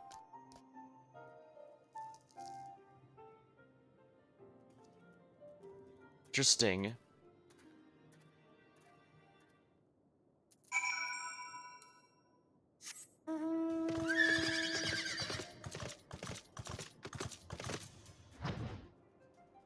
It took a while, but I absolutely did farm up the, actually did farm up, what's it called?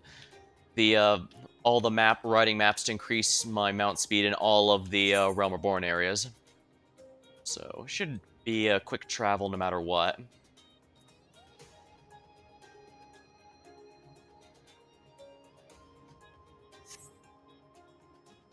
Gathering around these mountains first. Dazzlemel Darkhold, a dungeon.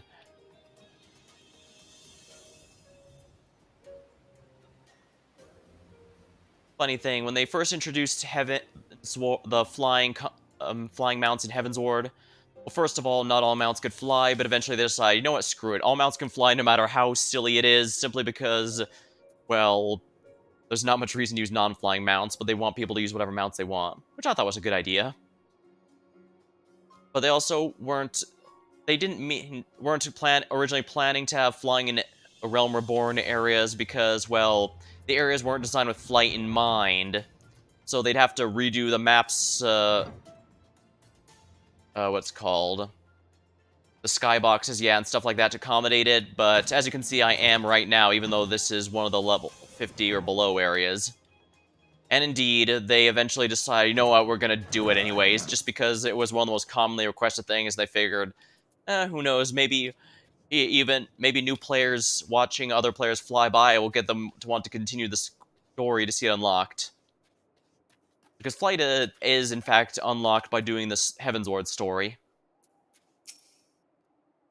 Well, now I have to be quick. My mark lies just ahead. Let's wait for the others, then continue together.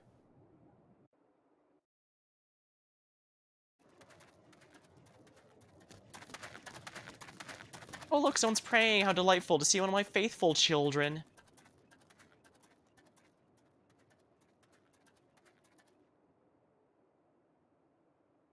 Robed man. O benevolent gods, grant me deliverance. I beseech you, save my soul. Now, who are you?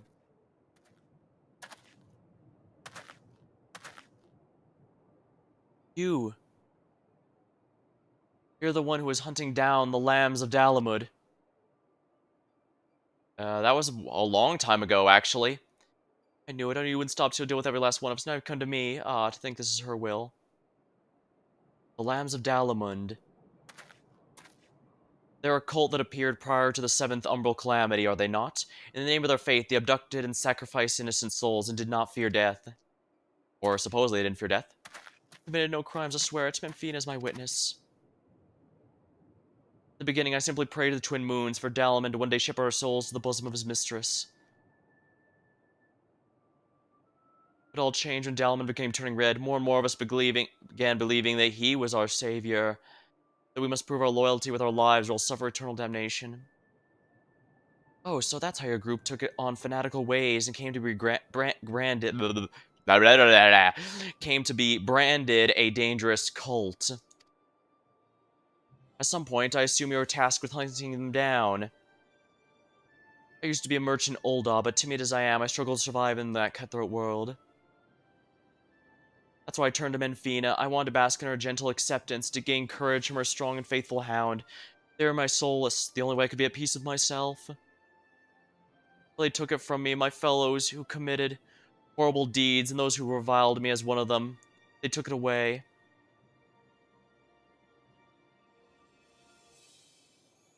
You're strong, aren't you? Grant me deliverance, judge me, and show me the way. I only attacked them because they were causing problems. If you're not harming anyone, I don't need to fight you. I can't bear it anymore. What good is a god I can't see who won't grant me a succor no matter how much I pray?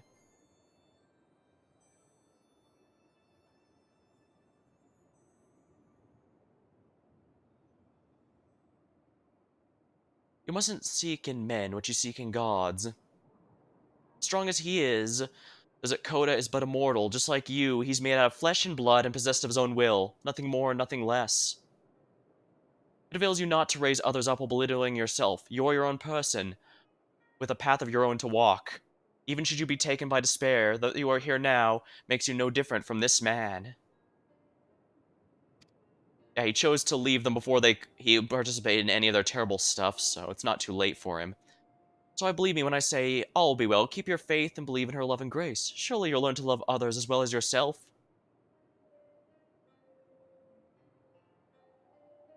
Please forgive me for my seemly outburst. I had been feeling lost. All my anguish came spilling out. It was Memphina herself who brought you here, I'm certain of it, to encourage and guide me. Taking your words to heart, I'll try searching a new path. Should you feel lost again, take to the road, see what's out there. Learn how others live and think. You're bound to find your way.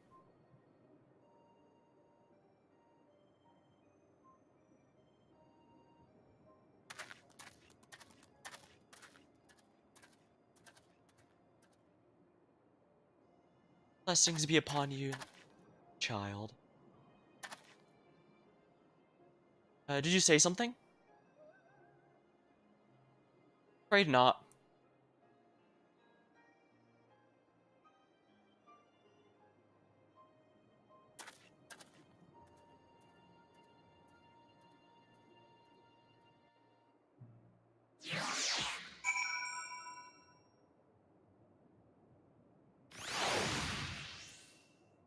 I definitely want to hear what she thinks of all this. That child will be fine, I am certain of it. Your faith in us can harm as well as heal, but never forget, that faith belongs to mankind and mankind alone. So I think what Halone is getting at is that the things our faith can accomplish are our own, not something interesting. Ook?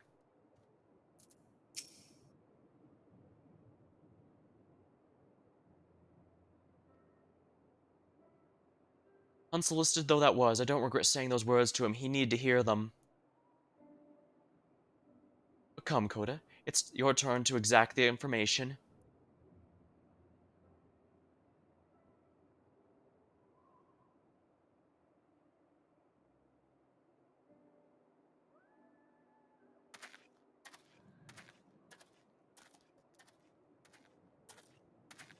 I was wondering if Nemia might get some unique dialogue since she is my character's guardian spirit, but... Well, it was always a role-playing option, since all it did at character creation was affect some slight elemental resistances, and I mean very slight, as in nobody even in raids in the even during the Bahamut raids in the 2.0, the Realm Reborn, nobody took them into account when trying to analyze the raids to see how to handle it. It was from the start to finish. It was functionally always just a role-playing thing. I guess it's a bit tricky to have custom scenes for 12 different gods. Then again, they might be wanting to wait to do them until the end when all 12 have been faced and we know what the truth is behind their plans. The instrument vibrates rapidly. Forgive me, Coda. I fear I've caused you trouble. Don't worry about it. I'm relieved to know that. You truly are strong in body and spirit both. Far be it for me to ask you this, but please do not hold it against that child. We do not wish for our existence to bring grief to our children. Yet no matter which faith, we are who we are because of those who believe in us. My hound is no exception. He was born when men came to worship the object their ancestors cast into their heavens. Ah! Oh, I see. She didn't have one to begin with, but it formed existence because of that. We're not all-powerful. We cannot grant all of mankind's wishes. Well, that answers the next one. But then again, gods that are part of a pantheon usually are not individually all-powerful, so they don't step on each other's toes in terms of power. Their authority only extends to whatever their specialty is. Nonetheless, we always do hear you. No hope is too small, no prayer too faint. I just wanted to make that clear, lest you forget we do love mankind dearly.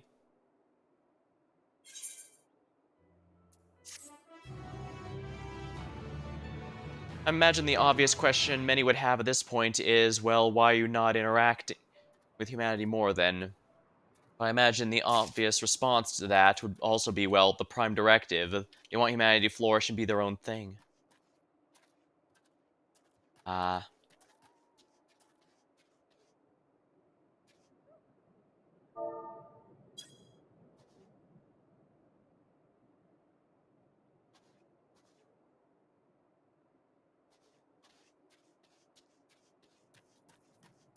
right.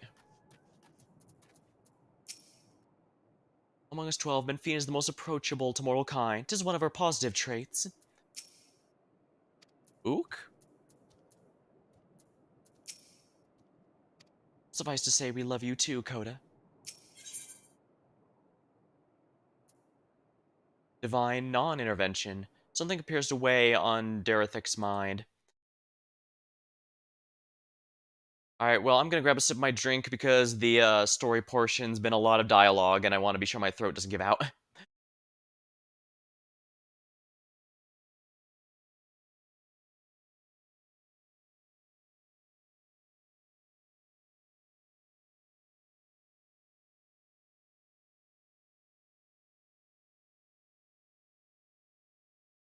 That said, it's not harming my throat anywhere near as much as, say, Tyrion Cuthbert was. Could be that it just has less dialogue, period, but I am talking over the gameplay, so... With this, we've completed our task and may return to Umphalos. Yet I can't help but think about Kryl. Graha seemed too worried about her, did he not? It was as if something was weighing on her mind. Though she's in the company of deities, I find myself worrying too. Well, there's only one way to find out. Sometimes the direct approach is the easiest one, is the best one. Yeah, I suppose so. Well, it's the easiest, or also the best. If there are no objections, let us seek out Kryle. She's headed to Twelve's Wood with Nofika and Beargot, yes? They're presently too far away for us to sense, but we should be able to locate them once in the forest. I see. In that case, let us make for Gridania.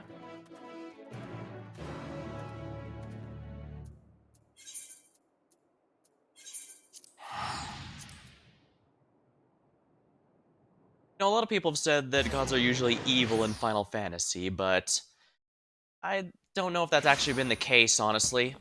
Certainly for 10 and Tactics, but those are two very specific games in a series with a very large number of installments.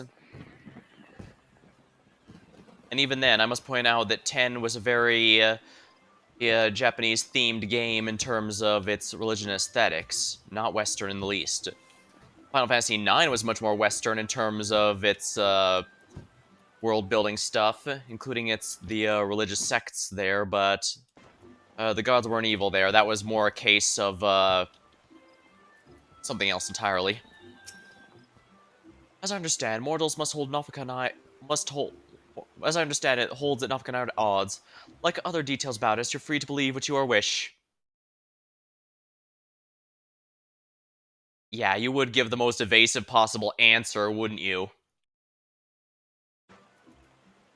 So the gods aren't created or powered by faith, but it can affect them.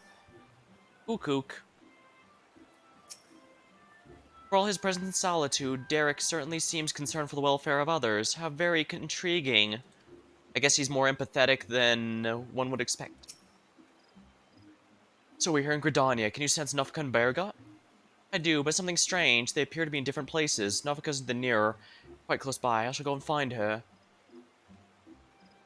Wait, you mustn't go off on your own. Confound it all, after her coda.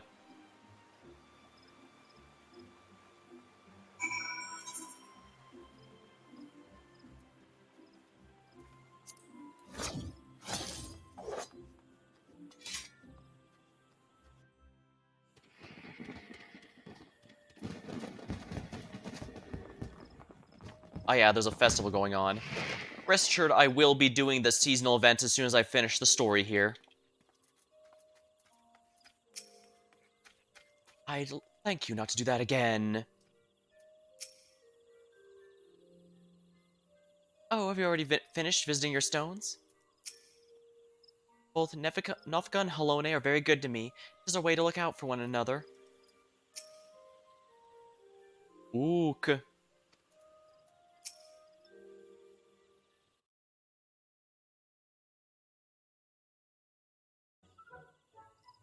There she is.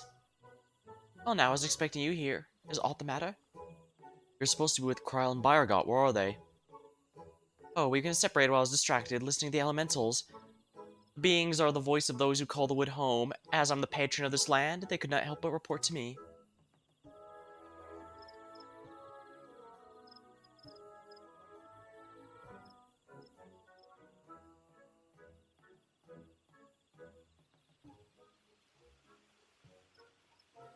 You gods can sense each other, even should you become separated. Shouldn't it be a simple matter to find them again?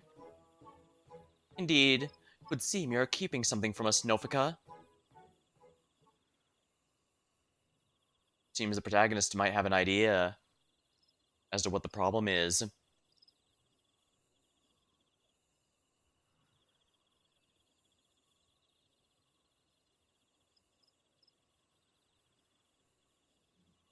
Oh, Helene, there's no fooling you. Very well, I shall confess it all. Child Kryle wishes to visit our stones to complete her task without us watching over her. We merely respected that wish. With her abilities, I do not believe she's in danger, but the warrior that he is, Byrgot decided to follow her discreetly. That's her wish indeed, we must abide by it. As for Byrgot, yes, I sense him in the place men call the South Shroud. One of the stones situated there, I believe near Camp Tranquil. Let us search there. If we find him, we should find Kryle as well.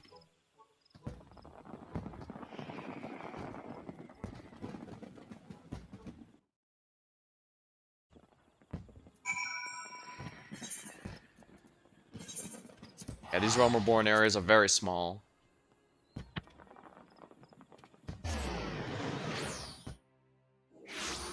Well, still, it's not inherently a bad thing or anything, but it does mean you need to be careful because enemies are a bit more closely packed together.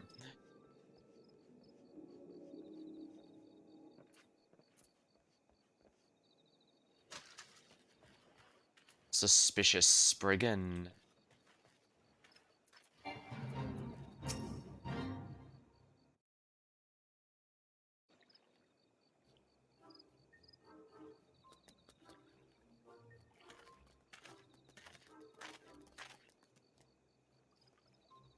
What brings you all here? I understand you've been following Kryl. Where is she?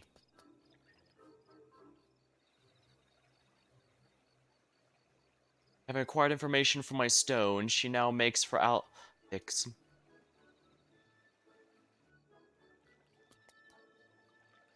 I keep my distance to avoid being seen. I was about to continue before you appeared. Stone's last destination, is it not? Let's go and meet her there.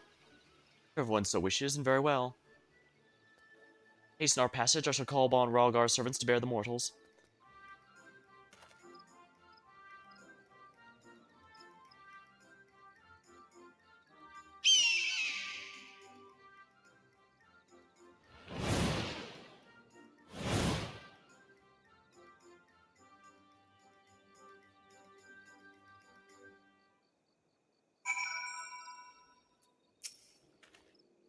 It seems we have UC's hawk. See if we can spot Kryl from above. I'll bring your companions, so you don't need to worry about them. Are you ready? Looks like this is pure cutscene. Go, my feathered friend, fly like the wind.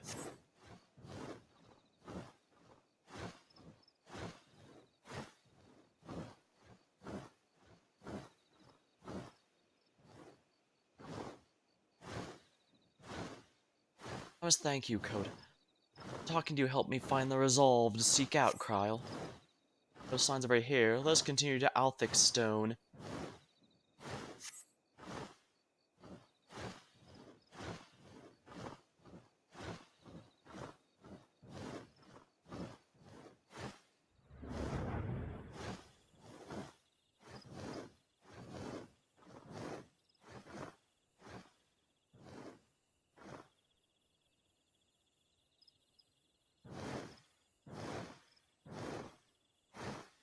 Oh, there she is already. She certainly wasted no time.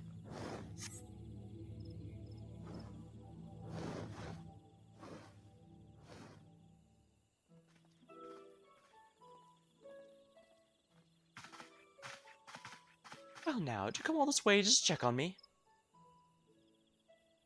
I've been on edge, worrying I might stumble into Odin, so you gave me a bit of a fright. Alright, you patrol this area. Nofika tells us you wish to travel alone. What prompted you to will the gods away? It's difficult to explain. I suppose I want to seek answers in my own way.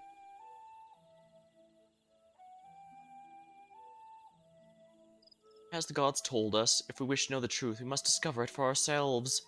In spite of this, they've seen fit not only to set us upon the right path, but accompany us besides. This bespeaks the faith that they have in man's spirit of inquiry, and gives me heart. After all, 'tis the selfsame spirit that defines the students of Baldessian. Like everyone, I want to uncover the truth of the 12 aspirations, understand them. And having seen a dear friend embark on countless adventures, I've developed a desire to see and experience the world for myself.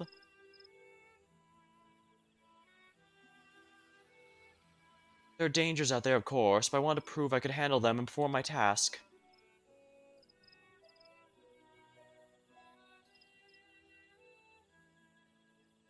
I see, indeed. As much as we can learn from others, there's no substitute for seeing with one's own eyes. And yours, I see a gleam of yearning for exploration and discovery. It reveals to me the love you bear for our star, and it makes me glad.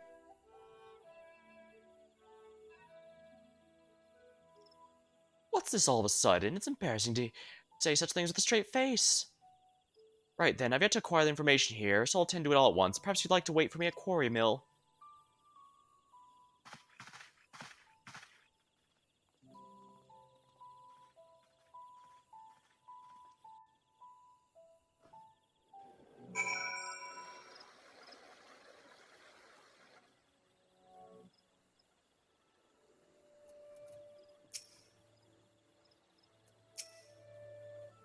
Nofika and Beauregard are kind. Are they also kind?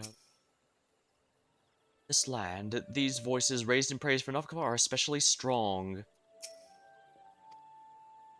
Ook ook. Let's wait for Crowley here. Nofika and Beauregard are with her, so she'll be fine. First the man at Menfina's mark, and now Cryle. In the course of traveling with you and yours, I inevitably inevitably end up encroaching on others' lives. Ook ook. Ah, yours as well. Though nothing binds you to me, you followed me ever since I tended your wounds. You're free to go anywhere, you know. A person's life belongs to that person alone. Others can't be expected to assume responsibility for it, and thus it is wrong to interfere. Alas, once I've glimpsed someone's heart, I find I can't avert my gaze. It truly is difficult to be amidst people.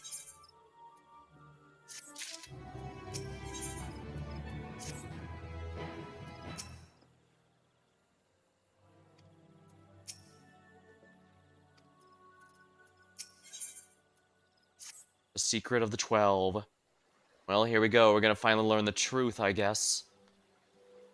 It doesn't take too long to extract the information. She should be here at any moment now.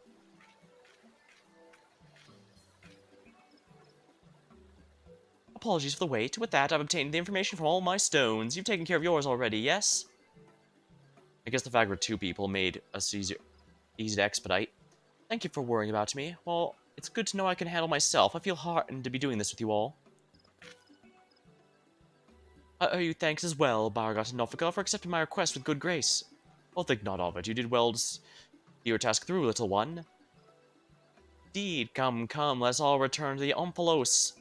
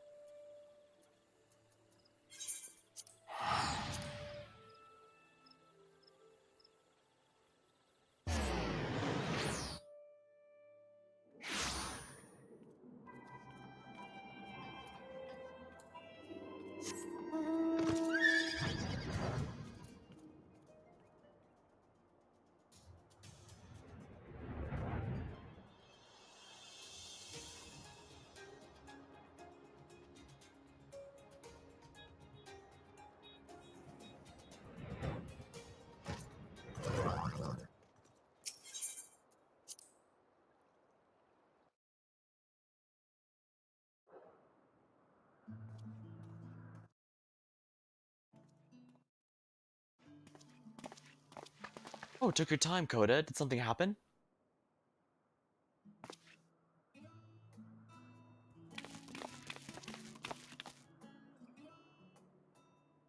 Ah, so you rendezvoused with Kryle. How's your experience with the gods, may I ask? Not only did you help a disillusioned man find his way, you looked in on Kryle besides. Thank you, Coda, and you as well, Derek. Here I've overstepped my bounds. What's done is done. We shall return to our sanctums. You have our gratitude for the delightful time. By holding your instruments out to the monument, you'll be able to augment the missing information. Well, dear children.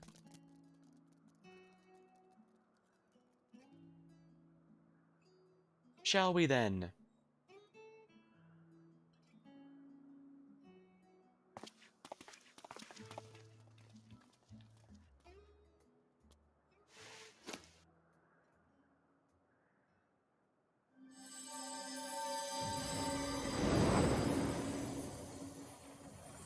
Books, map / parchment, and tombstone. All very different ways of holding information, but all perfectly valid.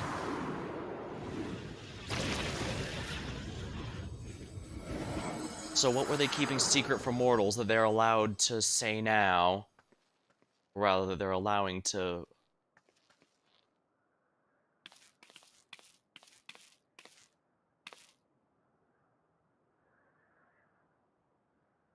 Amazing! What was impossible to decipher is now crystal clear! Without further ado, I shall read the epigraph. Sounds good to me. The monument. As beings who endure by the will of the star, we are susceptible to the influence of hopes and prayers. Thus do we commit our yokes herein, lest we stray from our purpose. He who is named Baragat shall preside over construction, his duty to fortify the works of men and encourage them to build. He who is named Ralgar shall preside over destruction, his duty to galvanize the star's beating heart to facilitate mankind's regeneration. She who is named Azamiah shall preside over the sun to nurture its life-giving light and illuminate the truth for all to see. He who is named Nalthal shall preside over subterrane, his duty to make gleam the riches hidden within the darkest depths and within men themselves. She who is named Nofika shall preside over fertility, her duty to fill the land with life, prepare a path of peace and plenty. He who is named Althik shall preside over space and time, his duty to endow the star with material vigor. Mankind's march may never cease. She who is named Halone shall preside over glaciers, to duty to hold melting ice at bay, imbue men with consistency and tranquility.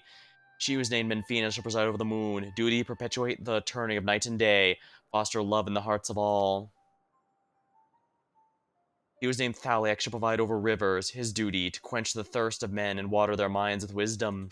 She who is named Nimia shall preside over the stars, her duty to preserve the celestial fabric of the seasons and weave the threads of men's lives. She who is named Lemlian shall preside over the seas, her duty to administer the tides, inspire men to come together as one and seek new horizons. He who is named Oskon shall preside over mountains, his duty to sustain the breath of the firmament and wandering share men's solitude.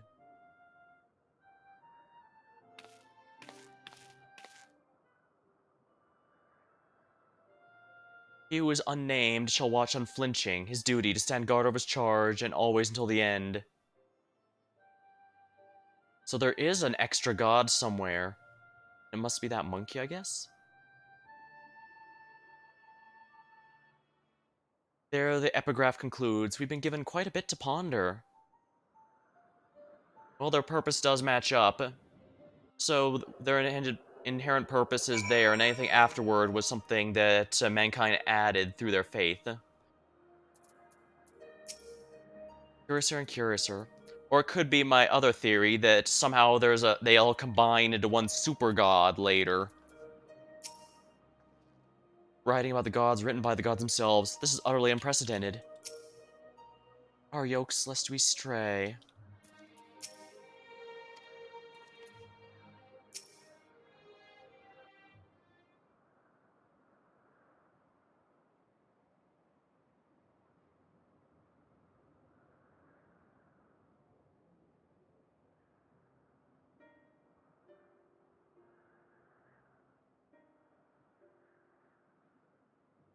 Hopes and prayers influencing their nature. Have you any thoughts regarding the contents of the epigraph, Kota? The prayers of the faithful made Halone more imposing, and the worship of Dalmon brought forth Memphina's hound. The game has had a bit of a running theme to it, and that being that hopes, prayers, and willpower and faith can cause things to happen. I mean to say prayers have changed the 12 into their present forms. That's rather hard to believe. Given what we know of Dynamis, I believe it's entirely possible. In the presence of energy, hopes and prayers have more tangible results than one might expect. Its power may be curbed upon our star, but over thousands of years of worship, it could have influenced them in a variety of ways. Ways such that which Coda just described, for one. Others that come to mind are Halone's shield and spear, which reflect her status of god of war, Nimia's spinning wheel, which is an apt apparatus for a goddess of fate.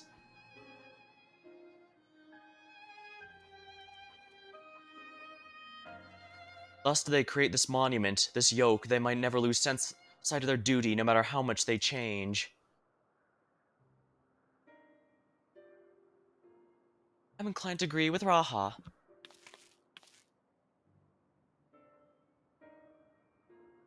The gods wrote that they endure, quote-unquote, by the will of the star. Who that refers to, we know all too well. Hydaelyn. By sundering reality, she must have known she would shake the very foundations of existence. Anticipating the potential chaos, I suspect she charged her collaborators with maintaining stability. This is true, then it might not the 13th unnamed be the Watcher on the Moon, then?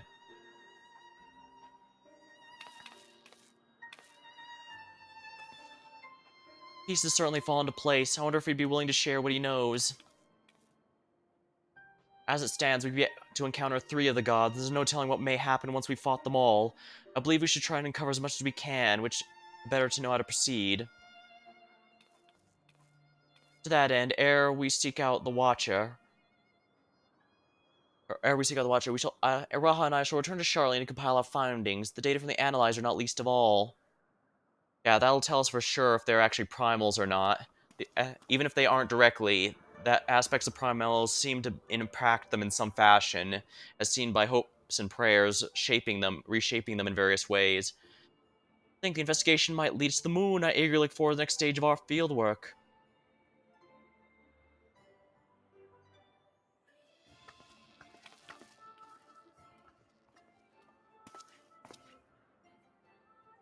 Hoda, like as not, yet more grueling encounters with the gods await. You should rest up and gather your strength.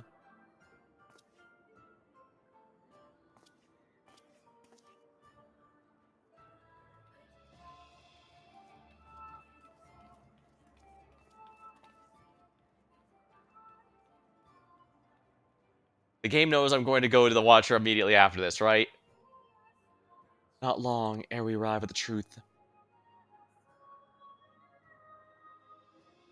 They'll probably turn me away, because I imagine they can't possibly have imagined people will be willing to wait. But hey, it's been a couple patches, so the finale of this storyline is closer than one might think. For the longest time I've journeyed alone, not involving myself in the affairs of others, but I've enjoyed our time together. You've undertaken the investigation with all earnestness, and it's been a pleasure to be part of it. When I imagine the moment we must part ways, I can't help but be saddened, and it surprises me that I feel that way. Forgive me, I did not mean to wax sentimental. If you'll excuse me, I shall head outside for some fresh air.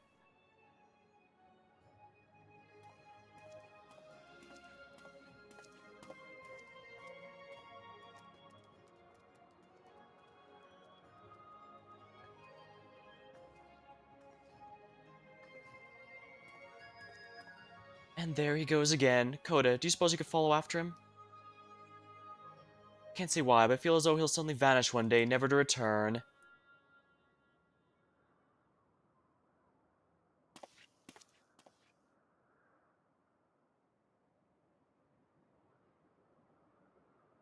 Perhaps it's also possible that he's the unnamed last one.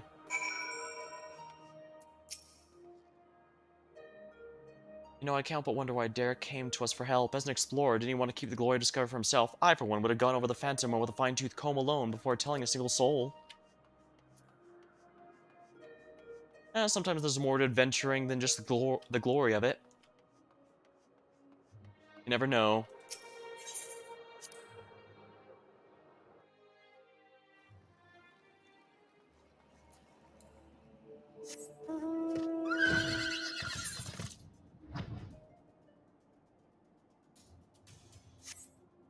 Unfortunately, that statement is way too ominous, so I absolutely need to speak with him. Alright, buddy, spill your secrets. Are you gonna vanish? Are you the secret super god? Are you the actual Watcher, not the moon one? Coda, it is you. What is it? Well... Snowguy's word will suddenly vanish, you say? Yeah, it sounds weird, but I've actually had people do that on me, so I kind of want to... Well, the saying goes, all things must come to an end, whether we will it or no. Our work is finished, we must go our separate ways. Doing so will sadden me, as you know. Yeah, the way he's wording this is really weird, which leads me to believe there is absolutely something he's not telling us. Yes, that sadness is part of the joy I've derived from our companionship. So I'll accept it when the time comes and strive with you to the last.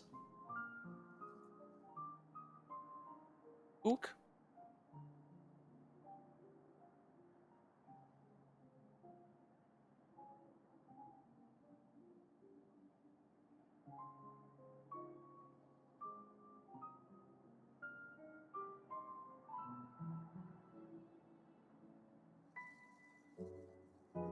As you know, my friend, I'd rather you live your own life, but having helped you, I won't send you away against your will. Oh, maybe they're both fragments of the super god. Well, you're a busy man, so I won't keep you. As before, rest assured I will share with you any tidings I receive from Kryl. Take care, my friend, and see you again in due course.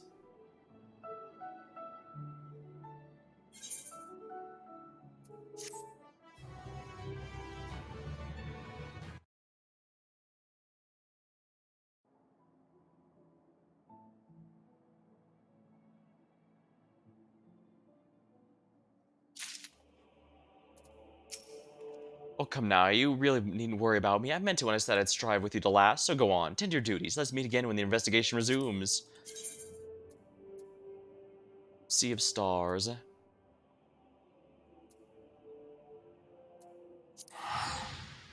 Alright, well, first of all, let's teleport to the moon.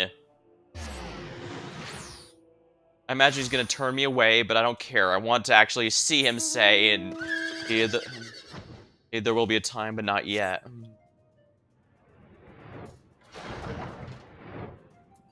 I see someone else had the same idea as me. The Laportes have told me of your victory. It's a relief to know Hyland's wish for Ares and their people is gathered. She's not here to revel in your victory, but as long as there's life on Atheres, her spirit shall live on. In the soothing summer rains, gentle spring breeze, she'll be with you always. Yeah, I figured it wouldn't be there, but I just had to try. Just to confirm. Now let's see here. Costa del Sol. The fact they use Amaro's theme there is quite... It feels somber, I guess, would be the way to put it.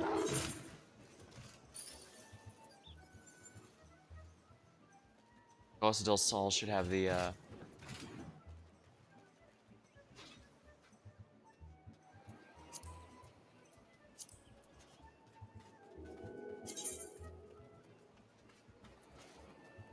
Really? There's no... Oh, you know what? I bet I actually have to start it in Limsa Lominsa. Generally, seasonal events always start in Limsa, just because, well, players always have access to those areas.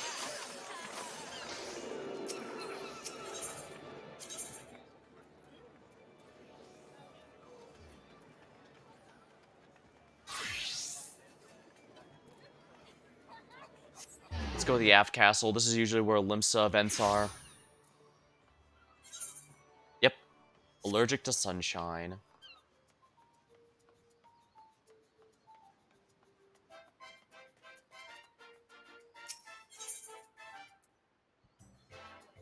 Calling upon adventures, join the hottest event of the year.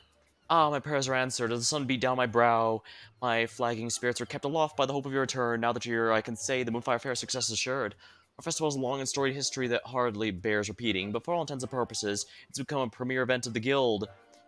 We hope to stoke the fires of adventurous young hearts, old, new, young, and all ages between. This season's main event has become a favorite among adventurers and revelers alike. The Nimble Warrior Course, keeping vigil over the proceedings, guarding the sandy beaches. Who's Sunshine's savior, you ask? If your interest is piqued, I encourage you to make it Costa del Sol, where Haramog stands at the ready to appraise eager volunteers the details. He waits for volunteers. Attend him if you're even fortunate to meet the Sunshine Savior. Feel the balmy breeze in my air. Another summer's upon us. That means time to celebrate Moonfire Faire. Should you have any questions, you need to only say the word. I believe the course they're mentioning is a jumping puzzle, and I'm not very good at those, so I probably won't bother. But I absolutely want to get this event here.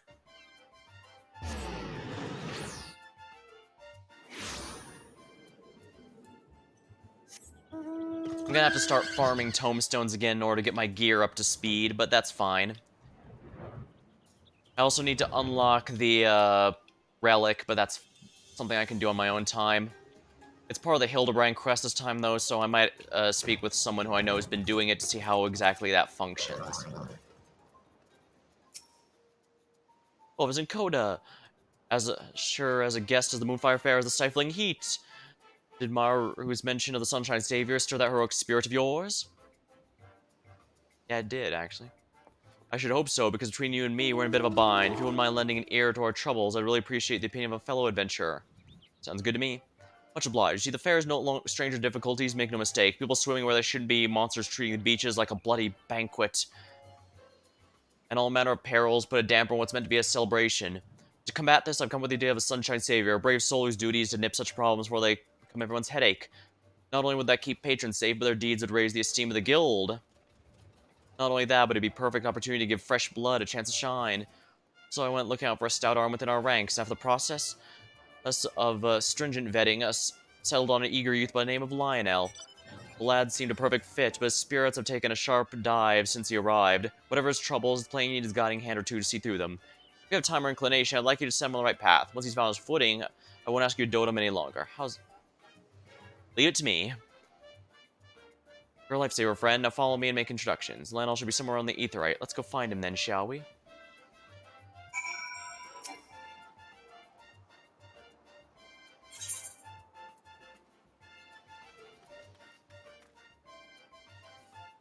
Yeah, these are all exploding toys. I really need to clean out my inventory. Oh, guess I should put these over here. Yeah, I got a lot of garbage I need to clean out. I'll do it later. Hint, that means never.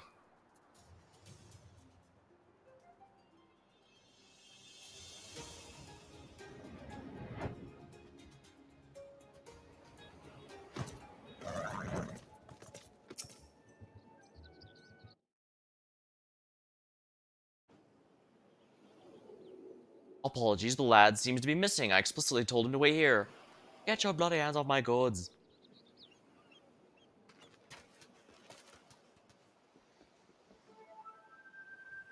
So terribly sorry. I only thought to help. The crates look awfully heavy, you see. Ah, but you're right to wrath at me, yes. Why would you need for my aid with arms thinner than sprouting reeds? I see the error of my ways. I shall shovel buffalo doing some punishment. Ah, sorry for snapping at you. I appreciate the thought, but the contents are my livelihood. I can't just trust any passerby with safe carriage, you understand? And truth be told, he came at me like a chocobo taking the first steps. You need to strut with a bit of confidence, you won't people looking at you crosswise, say. Probably make him sound a bit more pyro-like here. Ah, you've got a good heart, lad. Anyone can see that. Working in manner, I reckon the next attempt at this charity will go just fine.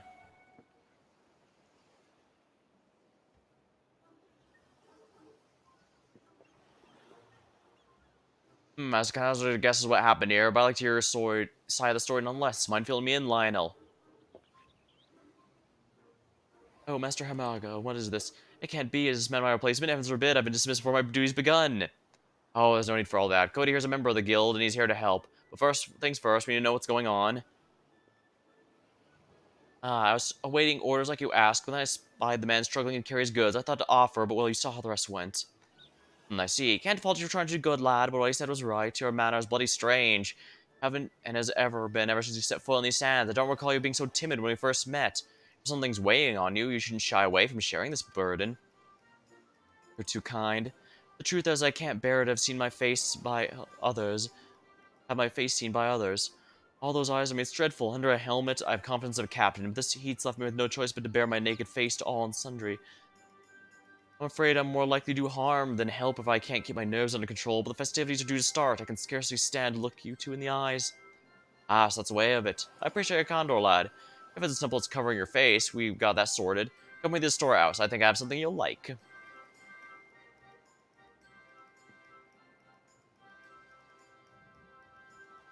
As for you, Koda, you better wait on the beach for our return. Don't worry, we'll be back before you can break a sweat.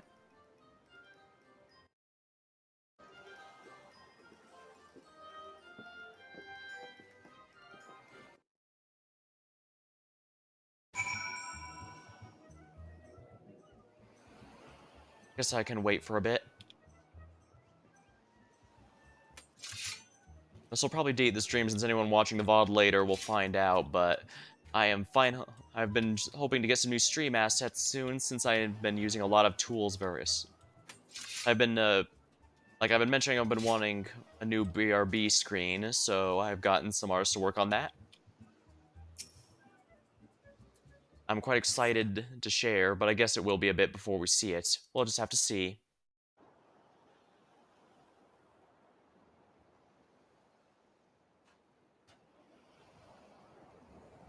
Here we are. Feast your eyes on Costa del Sol's Sunshine Savior.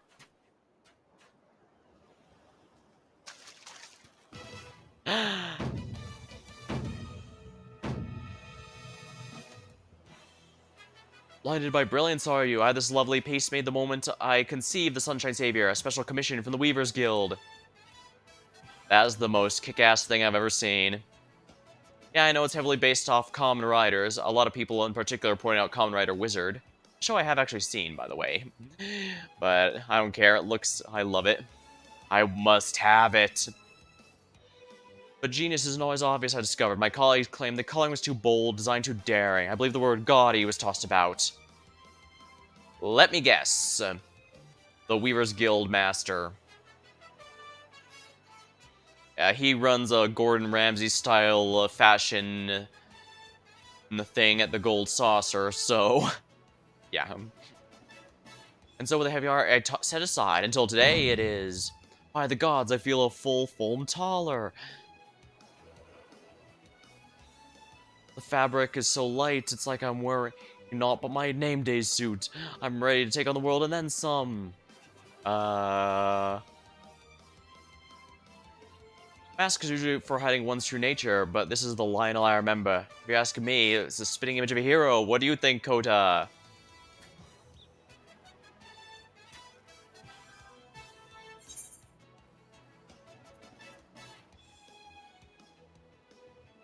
Why am I not allowed to be incredibly enthusiastic about this?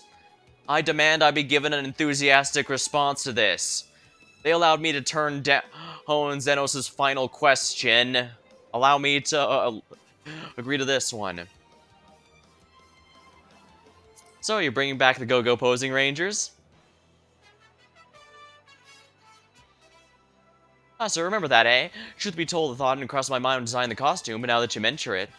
Ah, I know their story well. Those dauntless heroes that pitted themselves against the bombards for the safety of the realm. As the flames were extinguished, the Rangers disappeared like a ship over the horizon. Hearing how they risk life and limb with no expectation of reward and fame is what inspired me to join the guild. Is that so? Warms my heart to know they left such a lasting impression on at least one young mind. Now then, Lionel, consider this your official appointment as the Sunshine Savior. Go forth and remember, you carry the reputation of the Adventurers Guild on your shoulders. Don't crumble under the weight, lad. Become a savior worthy of your namesake, and our guests will soon forget the countless monsters and melodies that lurk beneath the tides. I know you won't disappoint. Thank you, Master Haramaga.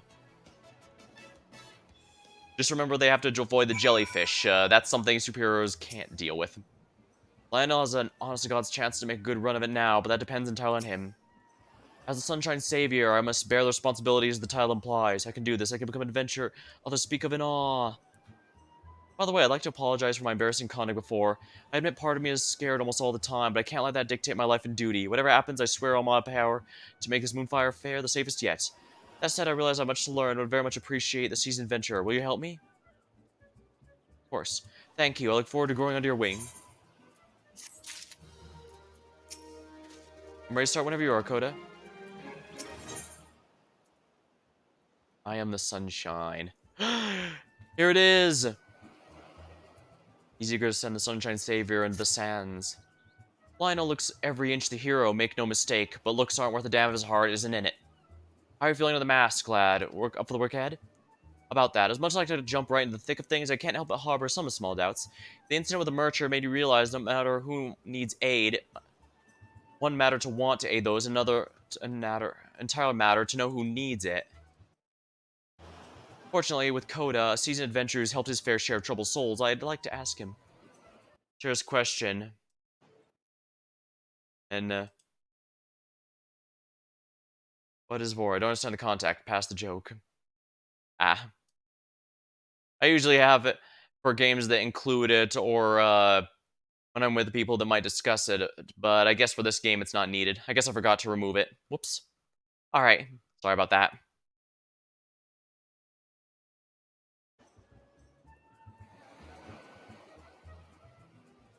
Yeah, it's not relevant for this particular game, don't worry.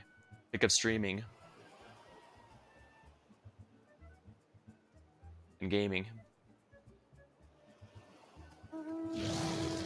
Yeah, I just try to keep the tags relevant to the game or stuff that might come up where possible. There's no magic behind it. So I just add and remove tags here and there pretty regularly. At least I try to remember to. I admit I forget, hence why it was left up here. Although if you want it to show up, there's definitely ones with it coming up. Oh, fortunately I have Coda. Season Adventure. I do like how the story's been having our protagonist act as kind of a mentor figure to other adventurers lately. If you want, use our channel.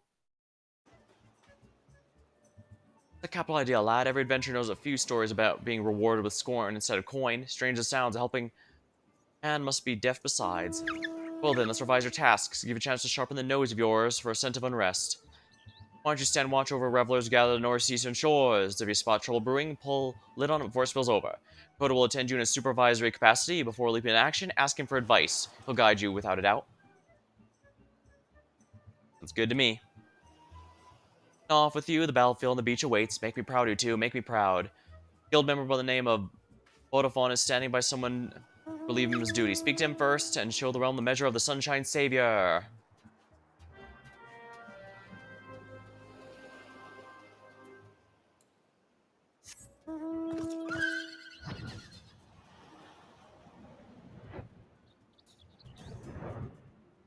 I won't lie, there's definitely been weird stuff to show up on my stream here and there, and that's one of them. But I don't want to lie and pretend that's not just something to be that shows up now and then, so I figure it works sometimes. Alright. Why, isn't the Sunshine Savior, a protector of summer sands? Please, please. I can barely see this person. A lot of players gathered up here. Protect the summer sands, please. I release the beach of Costa del Sol to your stewardship. The following events cannot be skipped, so you may want to cancel anything. Okay, so this is going to be, Alright, so I think I know what's about to happen. Let me grab a sip of my drink, let me hydrate real quick.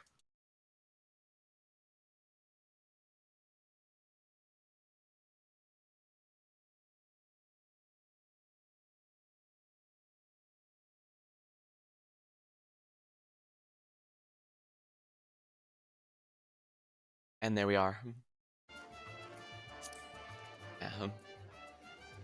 Yes, before I go, allow me to furnish you with these link pearls, a crucial tool for strapping guardians such as yourself. Godspeed, saviors. Da, da, da, da, da, da, da, da, da. A broader otter. There's a handful of otters that enjoy puns like that. Oh, right.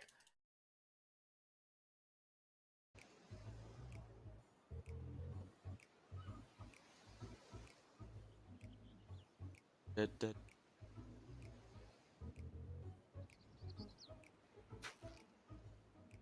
And our watch begins. Go on, Coda, tell me what you see. If there's trouble lurking, the Sunshine Savior shall rise to action.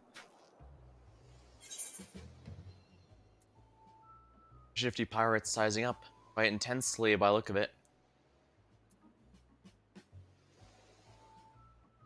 Young Makote and Lass look like the sellsword just stole their lunch. Start with that one.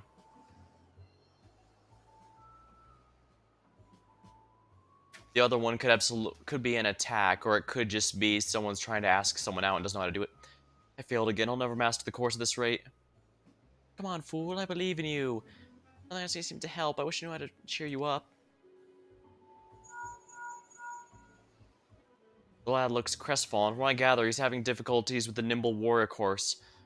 I know what it's like to feel success slip from one's grip, one grasp at a time.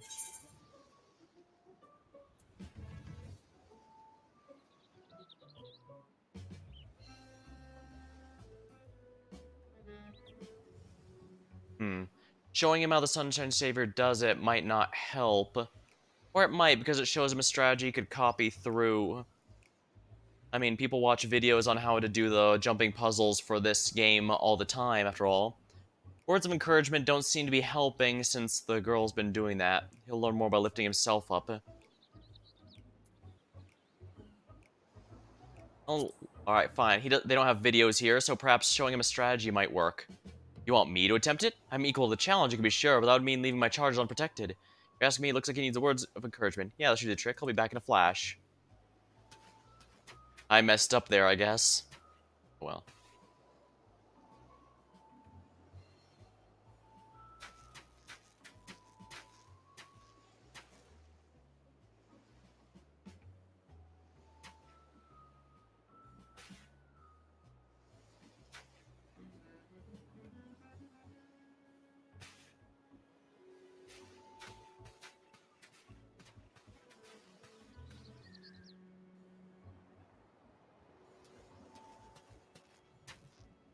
The pair were thankful enough, the lad seems once again eager to tackle. All in all, success for the Sunshine Savior.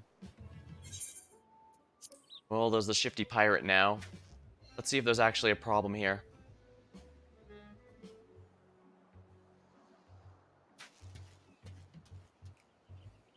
Do. He's too good to be a pirate, is he? I'll make him see I will. If I ask him all nice like. Fancy a stroll? He'll think I'm itching for a duel.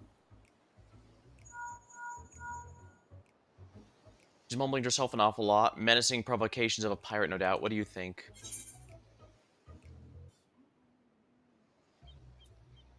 Just asking if something's the matter.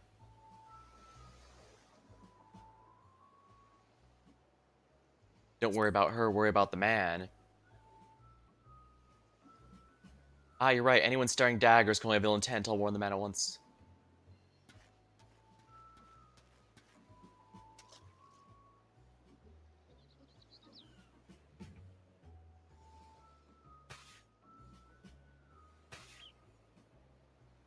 Yeah.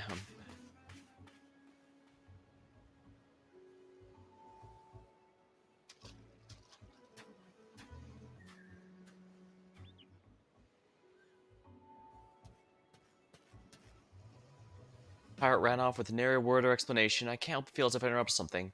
No telling what would have happened, so as far as I'm concerned, that could be a victory. I see nothing amiss. What over there?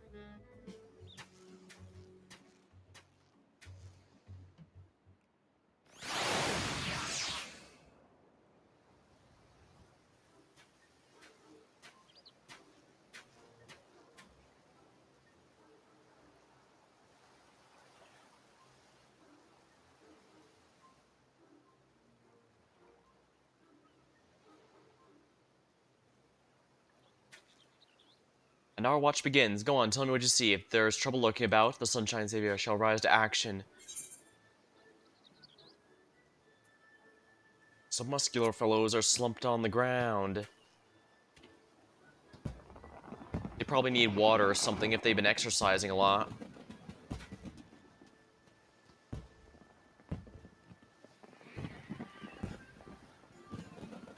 Huff, huff. Are you alright, sirs? Muscles burn for more, but gods, I can barely see straight.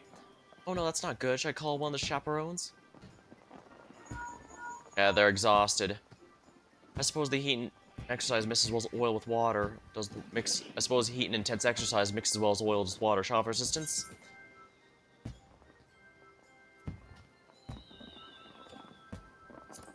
Yeah, they need to drink plenty of fluids. I imagine they're here because they want to be exercising, so they just need...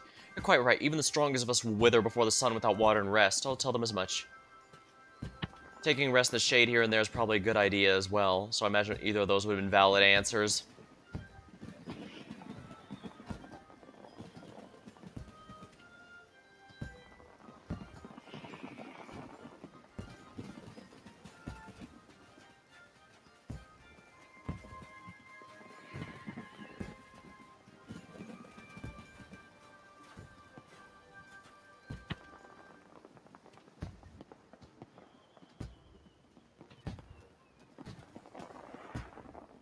I had a word with them and they insisted there was nothing to worry about. Still, my duty is to dig in the roots of trouble before they break soil, so in that respect I consider a success. Looks like a group of revelers are entranced. I'm not sure there's any trouble, but... I'm not sure if there's anything going on there.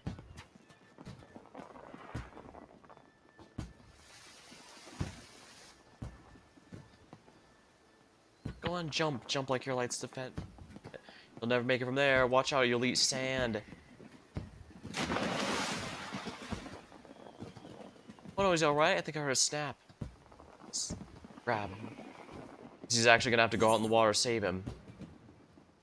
Alright, you gotta act. I'm coming.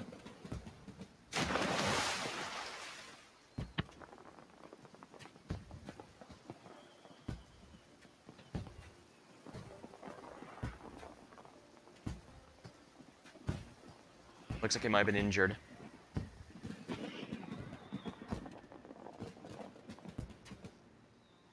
You apologize for not waiting for your guidance. I dived in the water without thought of what to come next. Before I knew it, there was water under my mask. I'm sure you might end there, but somehow I found my bearings, brought the man ashore. I suppose fortune favors the reckless, huh?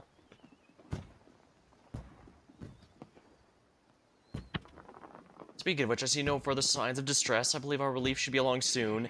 Truth be told, I'm glad for it. I couldn't bear the stifling heat for much longer.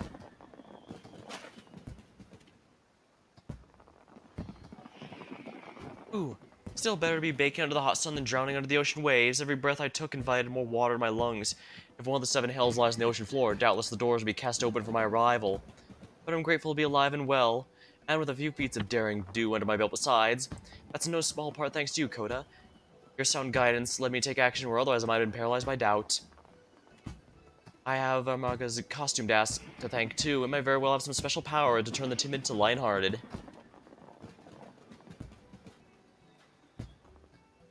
Impressive work, you two. I'd say you've earned some rest, huh? Allow me to watch over our patrons. I can only hope my was half as eventful as yours. Much appreciated, Master Bafion. They usually have French names, and that's really hard to pronounce. I suspect Master Amaga will want to hear of our successes, so let's go and make our report.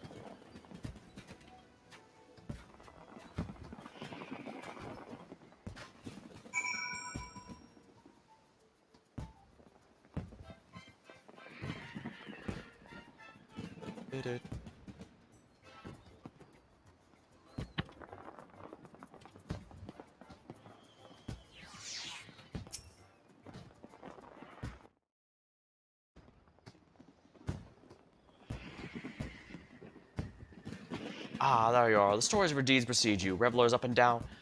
Beaches are taken by your bravery. One you plucked from the sea even came to offer his personal thanks. By all accounts, your lost confidence has been restored. And more besides. I reckon you raised stuff on your own, but I won't force upon you if you've got lingering reservations. Well, truth be told, I wouldn't have been able to do without Coda's help. And the mask, of course. Donning it makes me forget the meaning of the word impossible. You have to realize Coda won't be around forever, so inclined for adventuring abroad as he is. The savior needs to be able to carry their burden alone if they're to earn the trust of others. You know, he never just tells us why you're so frightened of showing your face. Something tells me you didn't crawl out of your mother's womb with your hands covering your eyes, right? And it happened. I was just getting my feet wet as an adventurer, doing a job that should have been unremarkable. We were tasked with guarding a merchant caravan, which naturally drew the attention of a terrible laboring beast. Instead of sticking it with a spear like I was supposed to, I was knocked senseless within moments. When I agreed my senses, I saw my partner had been dealt a grievous wound, the caravan shambles. The job was a failure. For a blessing, none of us lost our lives, but I lost all standing in the eyes of my allies and employers. They blame me for their injuries and damage the goods, and rightfully so. The memory of a scornful gaze is etched in my mind. I see them every time I look in the eyes. Ah, so you cope with fear by hiding in a helm. It's starting to make sense. You know, Lionel, this suit's more of a than a masterwork of comfort. There's a meaning behind the design, if you can believe it. You see, it's meant to invoke the image of a phoenix, a legendary bird that symbolizes rebirth, rising from the ashes over and over again, each time shining brighter than before.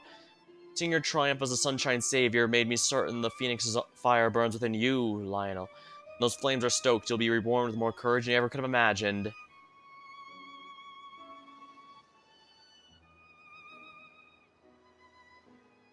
All this time, I was wrapped up in the phoenix's embrace. Yeah, if there's a chance I might be born anew, then the path ahead of me is clear. I'm heading back to the beach, this time without a mask. Well, every step counts. Something on your mind? Delayed on too thick? When you get to be my age, can't help but light fires under those who need it. And the lad needed something fierce, so I lit a raging bonfire under his arse. Just had to work with the embers that were already there, that burning desire of his to help the downtrodden. You God, somebody help!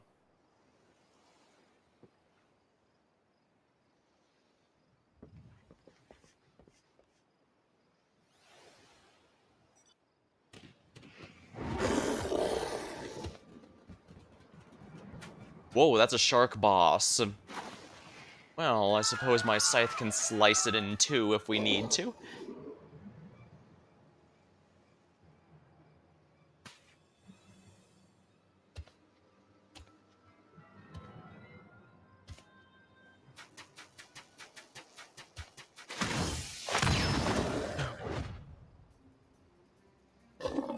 He must have trained to his monk levels.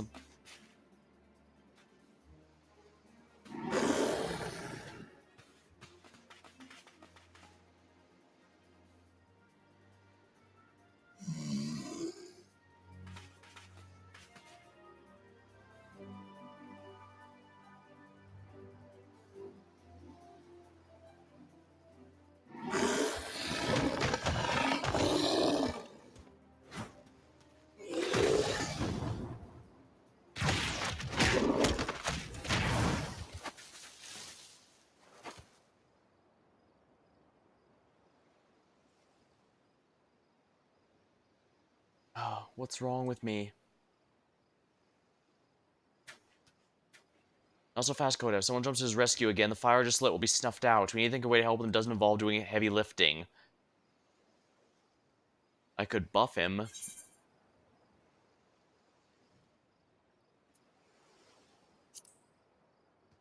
Rise from the ashes of defeat and be reborn.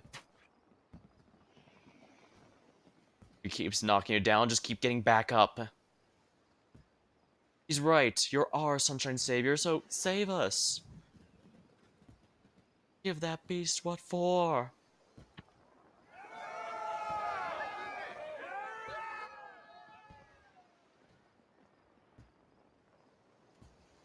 They really have faith in me.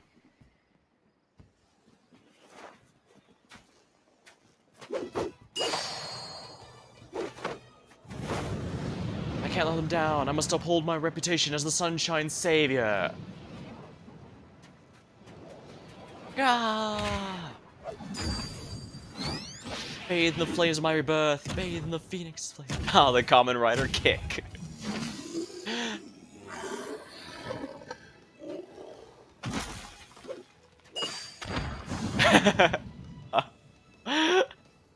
This is the greatest. I love it.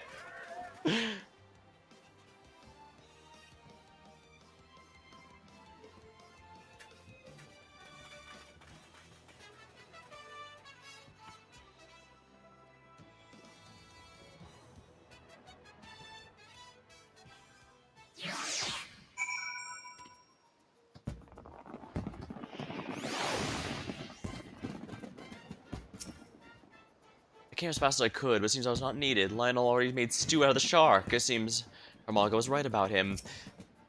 A lad looks unharmed. A small miracle, all things considered.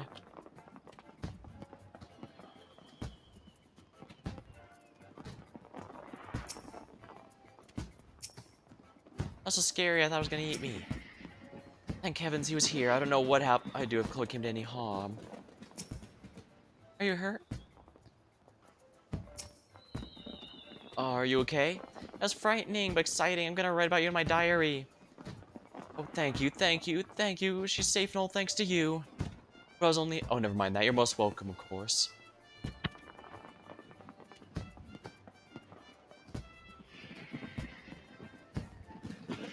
I'm not sure what to call what just happened, but the word miracle comes to mind. Did I truly vanquish that bloodthirsty brute of a shark?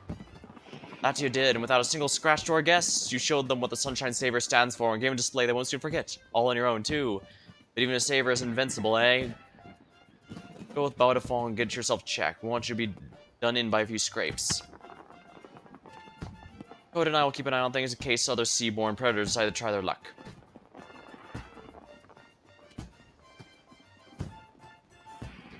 I know it doesn't seem like it, but that, full animation there of him doing the common rider kick is actually a pretty big change in terms of, the usual kind of cutscenes they have, because, if it's not a, let's see here. What's the difference between is it like fully rendered versus in-engine or something like that? It usually has to be a fully animated cutscene to have stuff like that, but they've been slowly increasing more and more of those to to have more directly on screen. Usually it has the fade to black and smack smack, but here they were actually able to show the full fight there, and they did it for a seasonal event, which is pretty nice. You can tell they've been trying to put since this game's been selling well, they've been trying to put the money back into it, and I really appreciate that. The production values have been going up. That's what I've been trying to say. Oh, it was at the tip of my tongue, but couldn't think of it. I returned.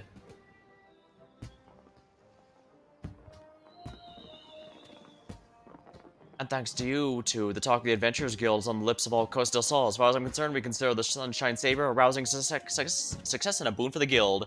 Lionel here deserves a standing ovation for the bravery displayed. Taking down a fiend like that and keeping the younglings safe is a feat very few can boast of. Ah, my vision dimmed. I heard Coda call out to me. It was his words that delivered me from the brink and allowed me to go further still. They might call me the Sunshine Savior, but you're the true hero of the day. You gave me the courage to go on alone, and there's no way I could repay you. Indeed, our savior had a savior of his own, and a fact we're all grateful for. I'm out of mind to make you honorary, Sunshine Savior, suit and all. Wear it well, and don't ask me how many more of these I have stashed away. Now go on, forget your worries and take your fill. The Moonfire Faire is safe as long as Lionel stands as his guardian. I shall remain vigilant for any signs of trouble if aught appears to threaten the peace. I'll be there to stop it.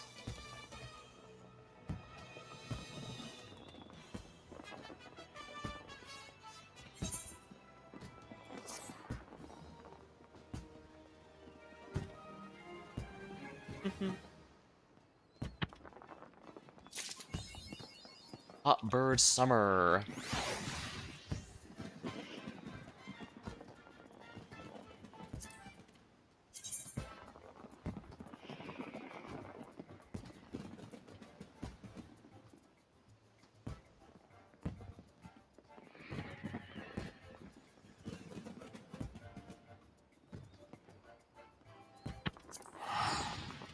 Alright, now there's one last thing I think I need to do, so we'll go ahead and head to Ultima Thule.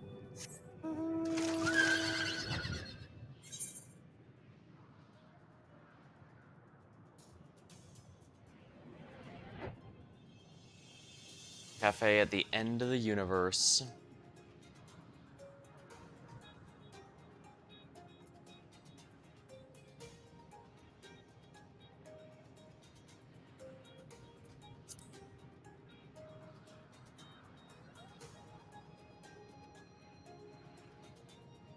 Right, it's really high up. After all, we had to do quite a bit of climbing when I did this for the story. I must say, I was absolutely not expecting the stream to be anywhere as long as it was. It's one of the ones that definitely reminds me... Yeah, it's directly above me, isn't it? Oh, what?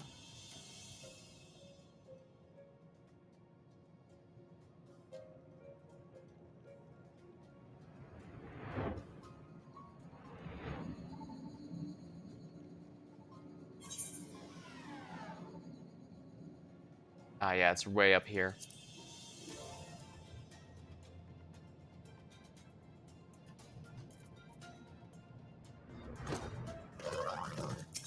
Jamming way. Disciple of the Land. A gathering quest, huh?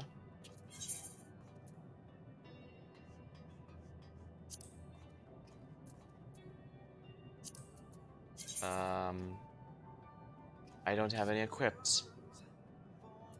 I can't stay for too long. This song makes me tear up anytime I hear it.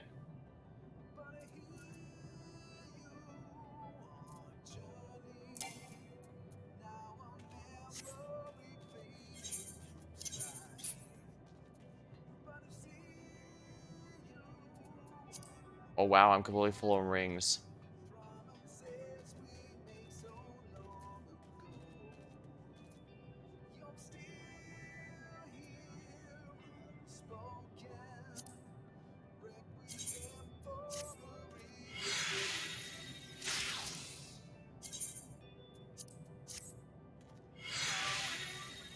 So, I have trouble even listening to the song on YouTube because it makes me tear up just thinking of all the scenes there.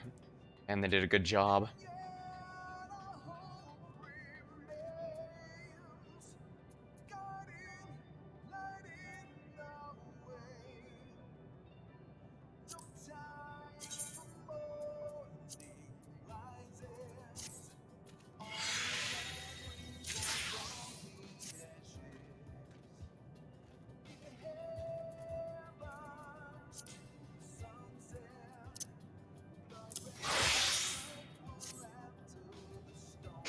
I couldn't find anything.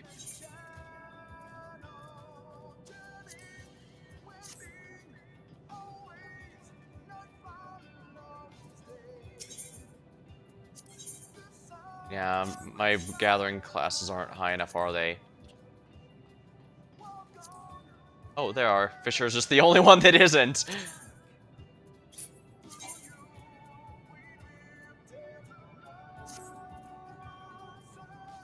Lost and Fire.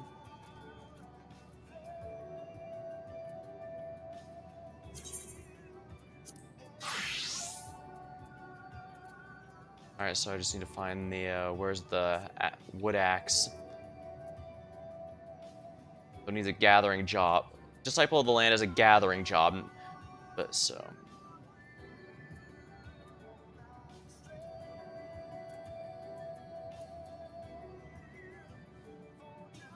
Do I seriously not have one? You're gonna sit here and tell me I was silly enough to not keep anything except for...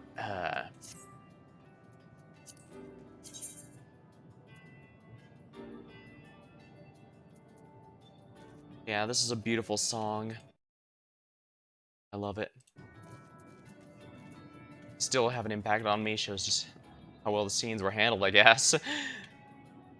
Alright, before I start embarrassing myself further, best ways burrow.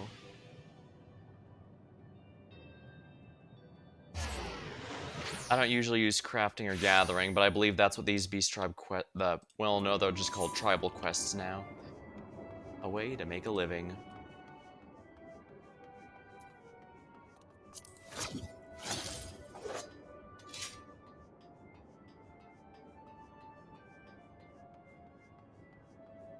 There's a lot of Final Fantasy IV references here, since, you know, we go the moon and all. Dreaming Way. Quest sync.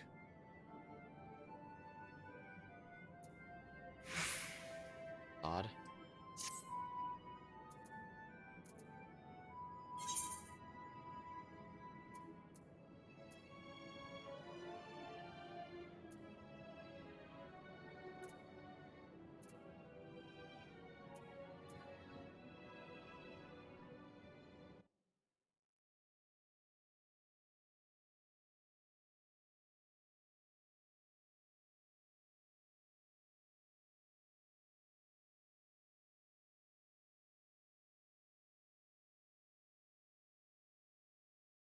Law.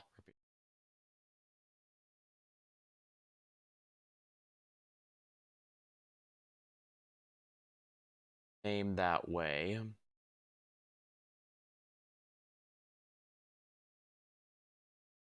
I'm pretty sure I already did that one because it contains an ether current. Yeah, let's see here. Unlock the wiki here. Yeah, it directly says you need to do this one to unlock an ether current.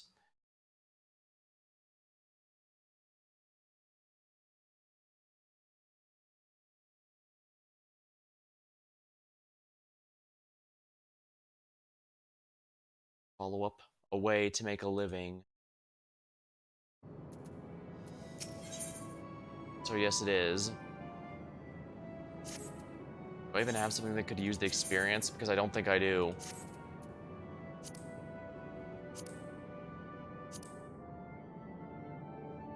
I guess Samurai, but I haven't been a big fan of Samurai since the update.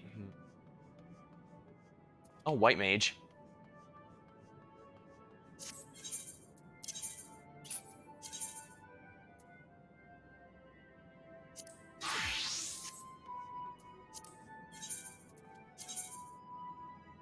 Oh, I can apply the glamour plate here. In that case, let me grab my healer look. Here it is.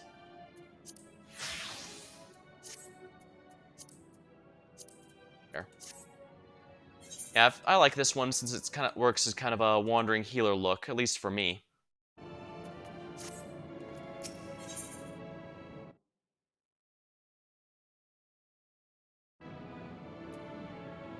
Alright, so yeah, I need to complete this, and I might as well use this so I get some quest XP. My warmest and fuzziest thanks to your continued help, Coda. I was thinking, if the other Laportes can't tell you what I might be best at, perhaps you could follow me around and see for yourself. My primary work is gathering materials, equipment maintenance, and most importantly, care production. All indispensable in our day-to-day operations to a degree. As we're to show you, spot of foraging, everyone likes a good forage. We need to go and see Thinking Way and Grayson's Vale first. They're the Laporte who locates the sort of work. I'd hate to step on your toes.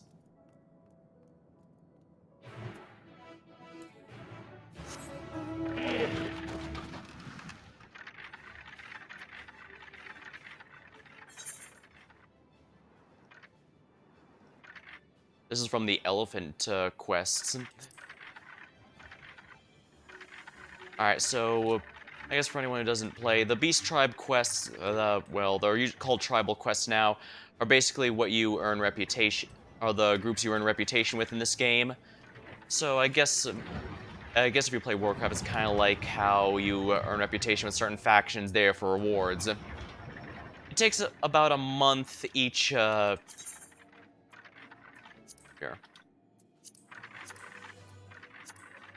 Yeah. They each give their own different currencies and stuff. Pretty nice. However, you can only do so many of them a day. If you focus one down and do all their daily quests, you can max one in about a month, but it's a month of completely dedicated work, so you have to keep at it each day. Dreaming Way. Thinking Way always has some manner of vegetable, mineral, or ooze of indeterminate origin in need of gathering. I see you have a rather special companion today, Dreaming Way. What's the occasion? Oh, nothing of import. He's simply here to observe me as I go about my day. Speaking of which, is there any tasks in need of doing? As a matter of fact, there are building ways that need more of crystals. Could you perchance mine some? Of course, I suppose you'll need the usual assortment. Right then, off to Valis. I'll go ahead and look for a suitable deposit of crystals.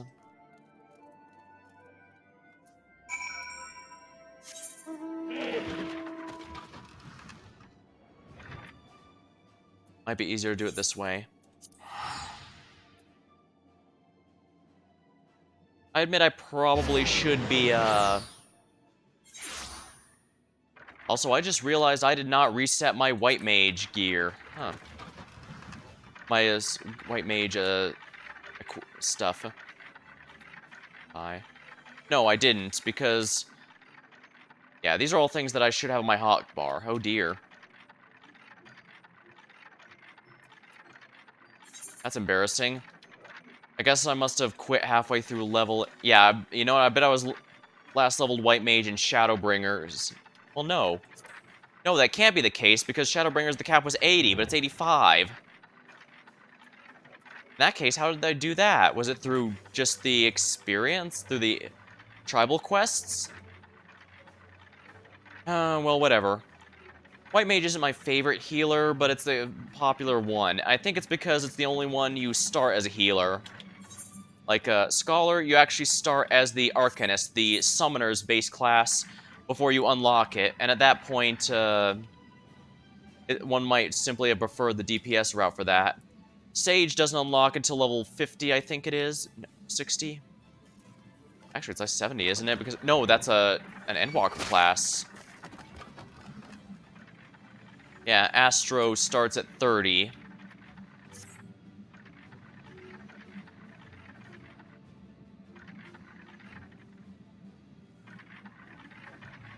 Oh, I get it's down here.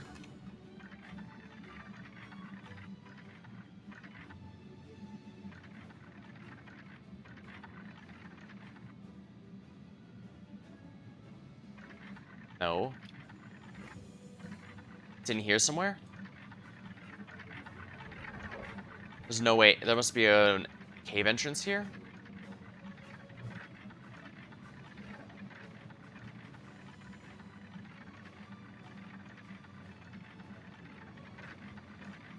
Ah, yeah, here it is.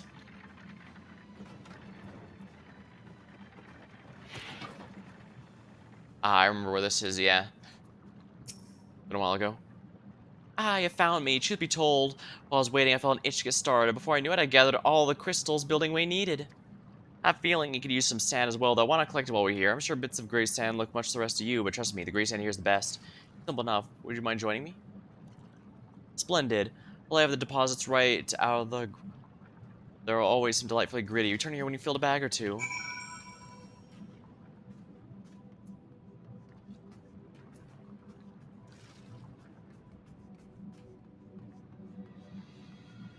The moon. Piles of gray sand. Interacting.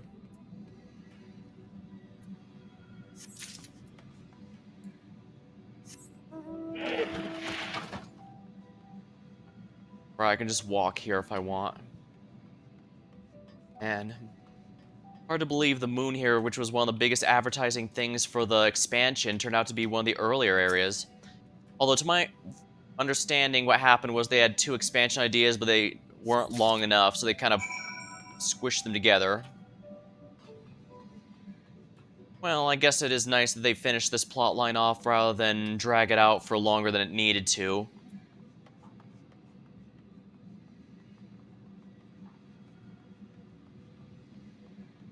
Well, I did like a number. I don't want to. Well, I should compare it to other or MMOs I played a while ago. I should focus on this game and this game alone. What was the sand? Gray sand. Coarse sand obtained from the lunar surface. Lovely as ever. Building Way will be delighted. We should make our delivery to Thinking Way as soon as possible. Last one there is a moldy carrot.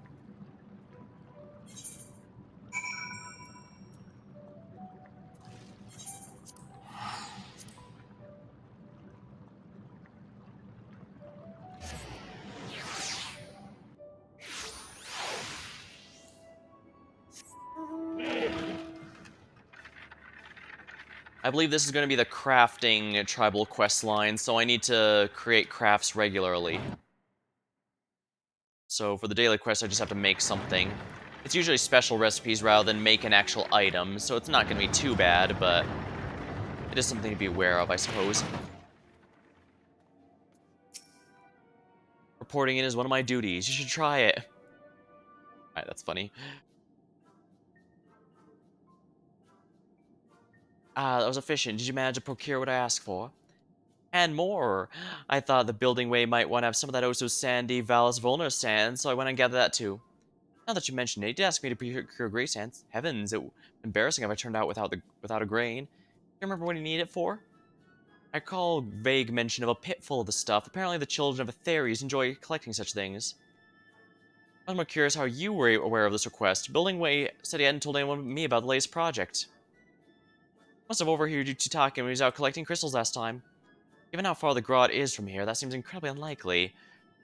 But never mind that. You brought Santa for that, I'm most grateful. See what I mean? That's some good sand. Now, while enjoying this tiny glimpse of my day-to-day life, how would you find any dreams I might be capable of aspiring to?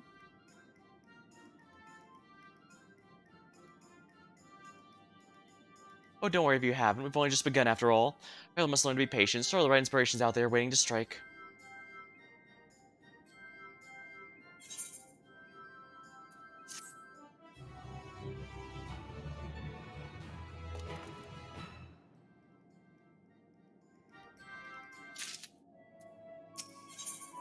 One way or another.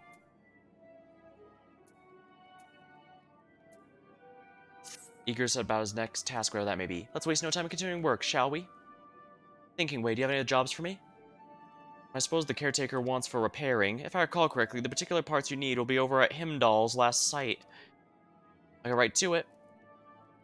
Looks like we're on maintenance duty. Join me at Himdall's last site as quick as you can. You know, I actually think this is the last... I actually did this quest on stream since I did the collecting, Yeah, I absolutely did.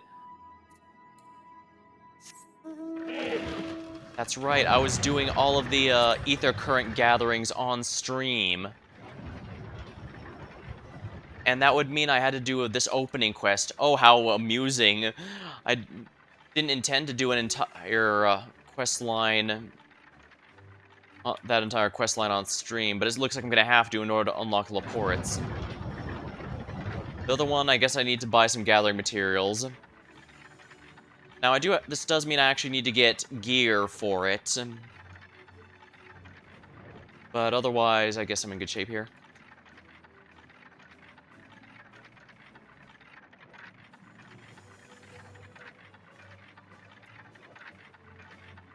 Telling the spirit of a enlightened spirit. Prayer for tranquility. Prayer for plenty. Prayer for health. There you are. I was beginning to worry you'd abandoned our quest. You know, given I abandoned it all those... back when I first did this, back when Endwalker first dropped, like a couple of years ago, I'm surprised is myself. Now, on to Himdall. Follow me.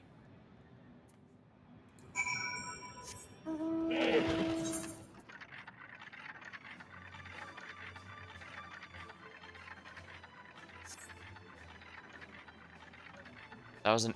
Yeah, that's definitely an Allegan device. According to our records, this vessel landed on the moon about 5 years ago. It's been a wonderful source of spare parts, and also of horrible mechanical monsters, but never you mind that.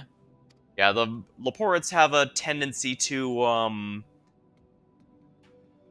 downplay the dangers of stuff. I've been here countless times by now, so you can leave the salvaging to me. Simply relax and enjoy the view.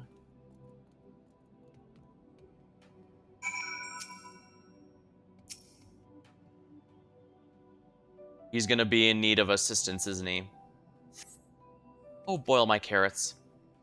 A colorful expletive followed by the telltale speech of a Laporte in distress. Perhaps you ought to be checking on Dreaming Way.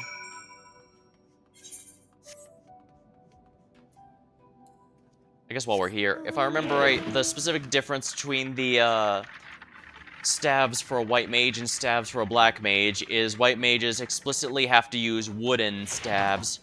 I think there might be some metal ones here and there, but those might have wood or living material in them.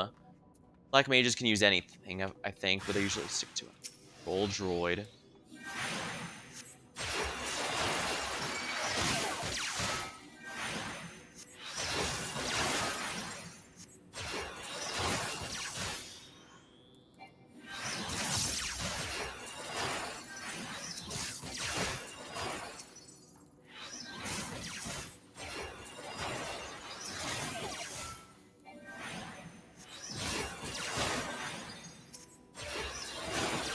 Yeah, these ambush store attacks and stuff are never really a threat.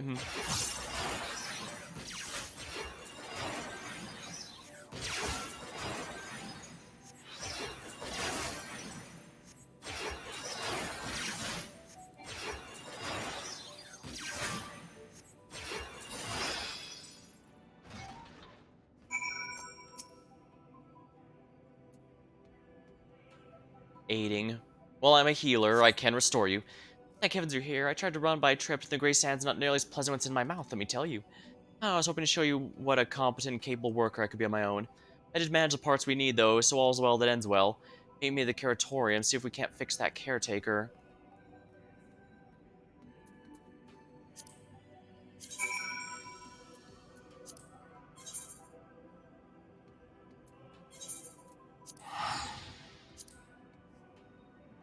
Honestly, I probably don't need to be doing this on stream, so to speak, but, you know, why not?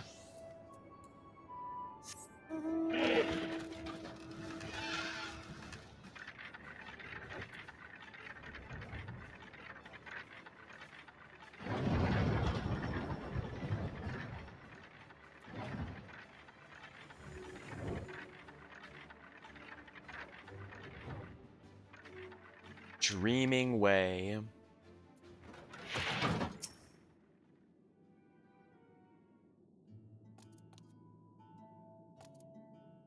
As you can see, this caretaker needs our attentions.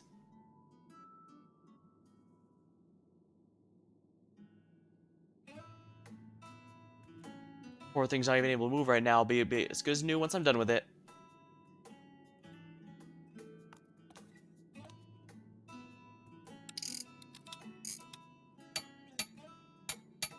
Shift this here, stick the thingamabob in the what's it, and...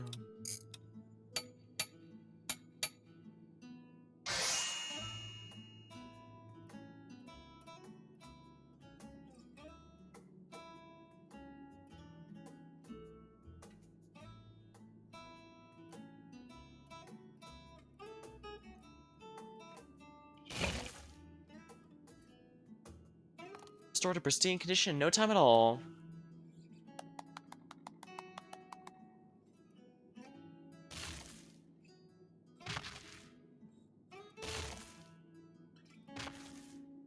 Most reports know enough to make similar repairs, though. It's nothing special. I can't even imagine how one would go about building a machine from scratch. No, something tells me my dream lies elsewhere. I suppose it's more that we had to go on before, though. Not to mention there's some stolen job mine I haven't showed you. Would you care to see how we grow carrots? Alright, then let's hop to it.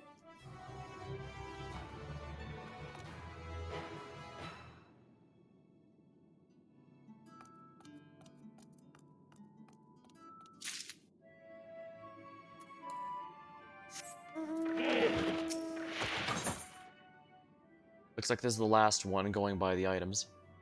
Wine dark soup. A creamy variety of beet soup. Though no self-respecting Charlene would ever utilize such vulgar nomenclature ever. Glory beet soup. This stew, consisting of lentils and chestnuts boiled in red wine, derives its name from Garlean soldiers singing the praise of Emperor Solus, who shared a warm meal with them after a round of military exercises one chilly night. Hamsa curry. A Razahan staple consisting of hamsa breast stewed to perfection in a spice-rich sauce. Topped in a single slice of tomato, this baked stuffed eggplant is positively bursting with masa meat and rich spices. They make the food in this game always sound so delicious. Okota, you excited to learn about the wonderful world of carrot cultivation? Now there's much to it, truth be told. We simply place the seeds in the machine, water them, and then re-put the sweet rewards. It's so easy, well, anyone can do it. As you know, as far as I know, you're an anyone. Why not try it yourself? Oh, completing menial tasks is much more fun with friends. Please take these seeds and follow me. I do believe there's an open creation station nearby.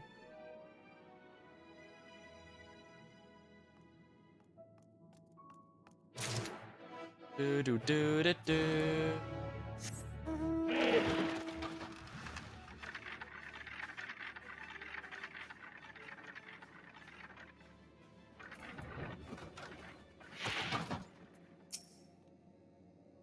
Go on, place the seeds in there.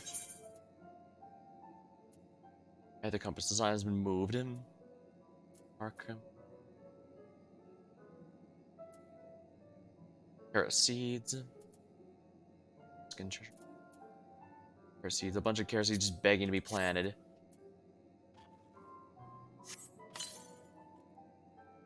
That carefree tossing motion of yours seems to have scattered the seeds nicely.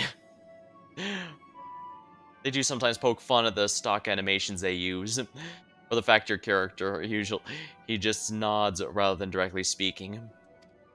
Water crystals, be precise. And this isn't the only machine in need of replenishment. Why don't you pay a visit to the sparkling supply station over there and bring a crate of crystals nearby?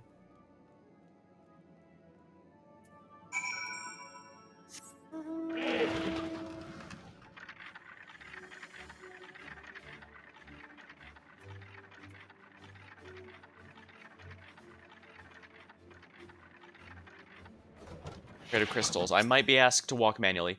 Take the buckets before your arms give out. You have 90 seconds. Be wary of attacks from enemies, which will sap your strength. I think if I take fall damage, it'll also reduce the timer.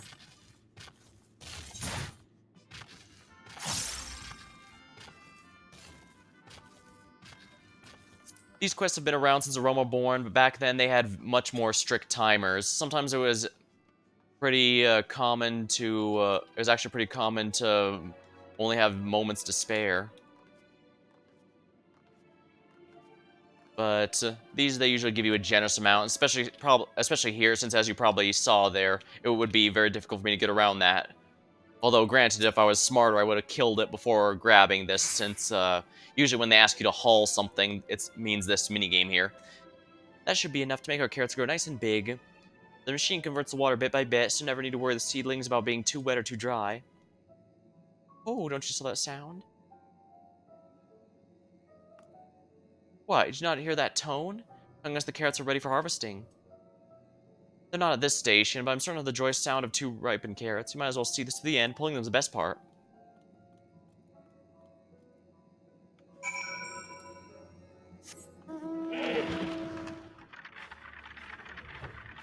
I've actually got some carrots in my own garden right now. Well, garden's a bit generous, but You get what I mean. I was trying to gross him.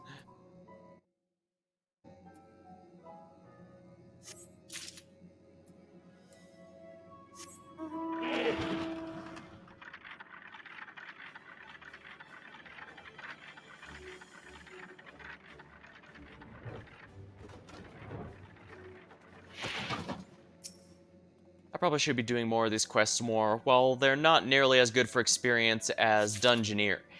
I believe the usual way that most people will level a character is by simply spamming the dungeons. It's nonetheless a nice way to expand on it, because as I said, the lore team for this game is weirdly obsessive, and so they try to include as much world building as possible.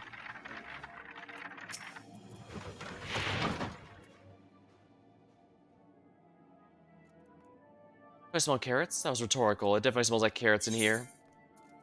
Carrot of happiness. A freshly harvested carrot guaranteed to make one forget life's woes.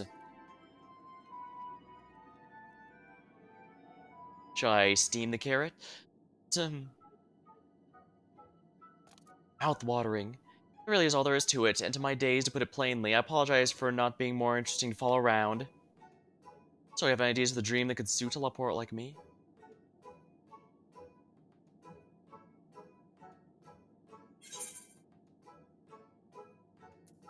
Well, what do you do when you're not working? What do I do? Seems it just wasn't meant to be. I've never taken such an extraordinary name, despite being very ordinary myself. Only had some sort of skill to set me apart, something... Aside from hearing things no one else does, I suppose. A good ear, eh? Have you tried making music?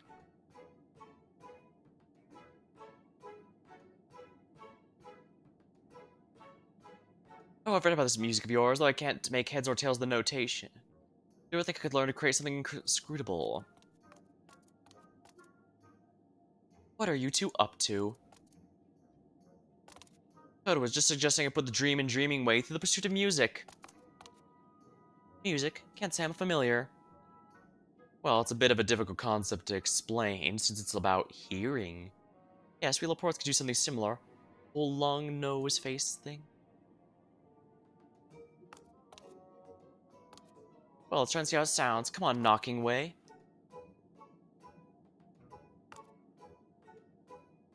Three.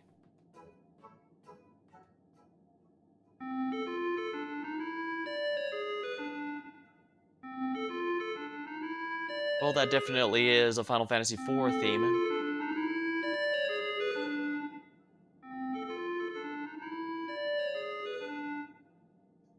Goodness, that is terribly fun. Must confess, humming in tandem is certain charm, but snorting and shrieking does not. Must be more interested in music, per se. I'll be a dream, bringing joy to others through music. Who knows, perhaps I can inspire others to pursue their own dreams as well.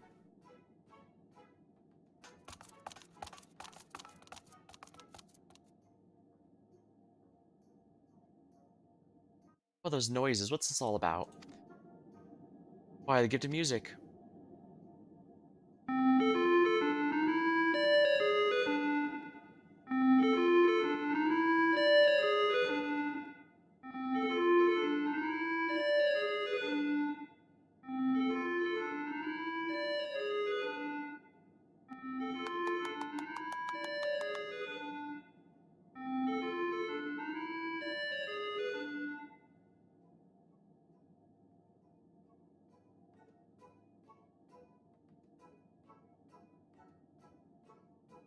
I think that might be enough musicking for one day.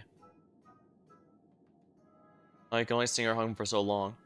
I don't know how I could ever thank you. You've changed my life. Finally, I can hold my head high, knowing my heart will guide my way forward. Dreaming Way has a dream.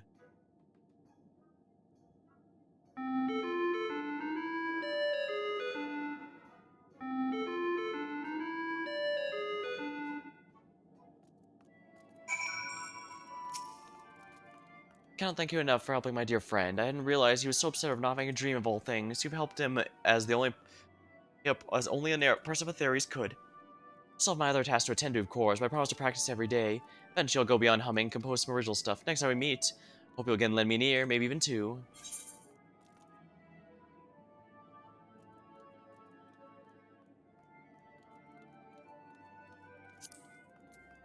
guess this is technically most helpful to my character.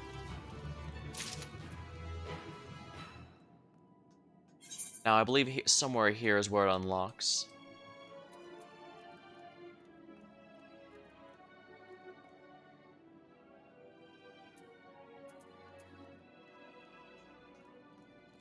Huh.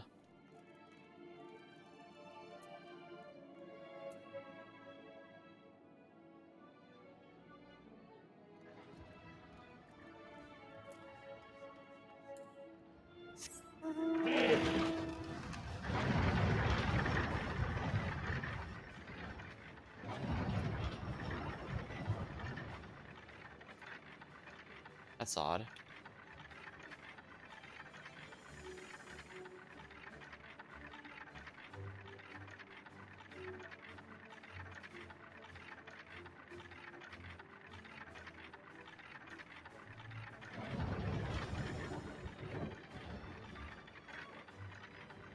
Huh. I think that was supposed to unlock it, but I don't know if, like, a day has to pass before it finally opens, or... maybe teleporting to reset the area will spawn it.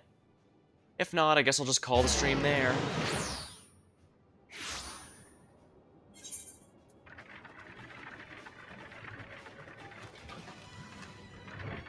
Teleported upper level 2.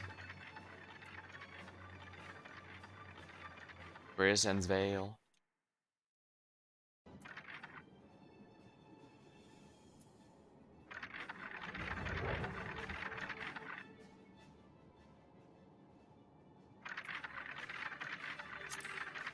Well, I suppose that's going to have to...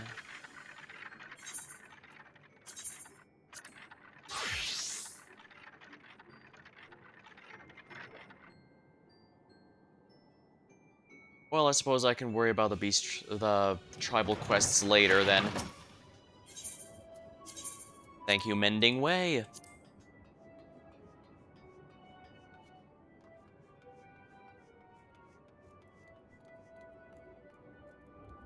Alright. Well, that's going to be all for the stream tonight. Like the ones I don't usually stream are not available at the moment, so I guess we'll just call it here. Alright, until next time, thank you for watching, hope you had a good time, and I'll see you later.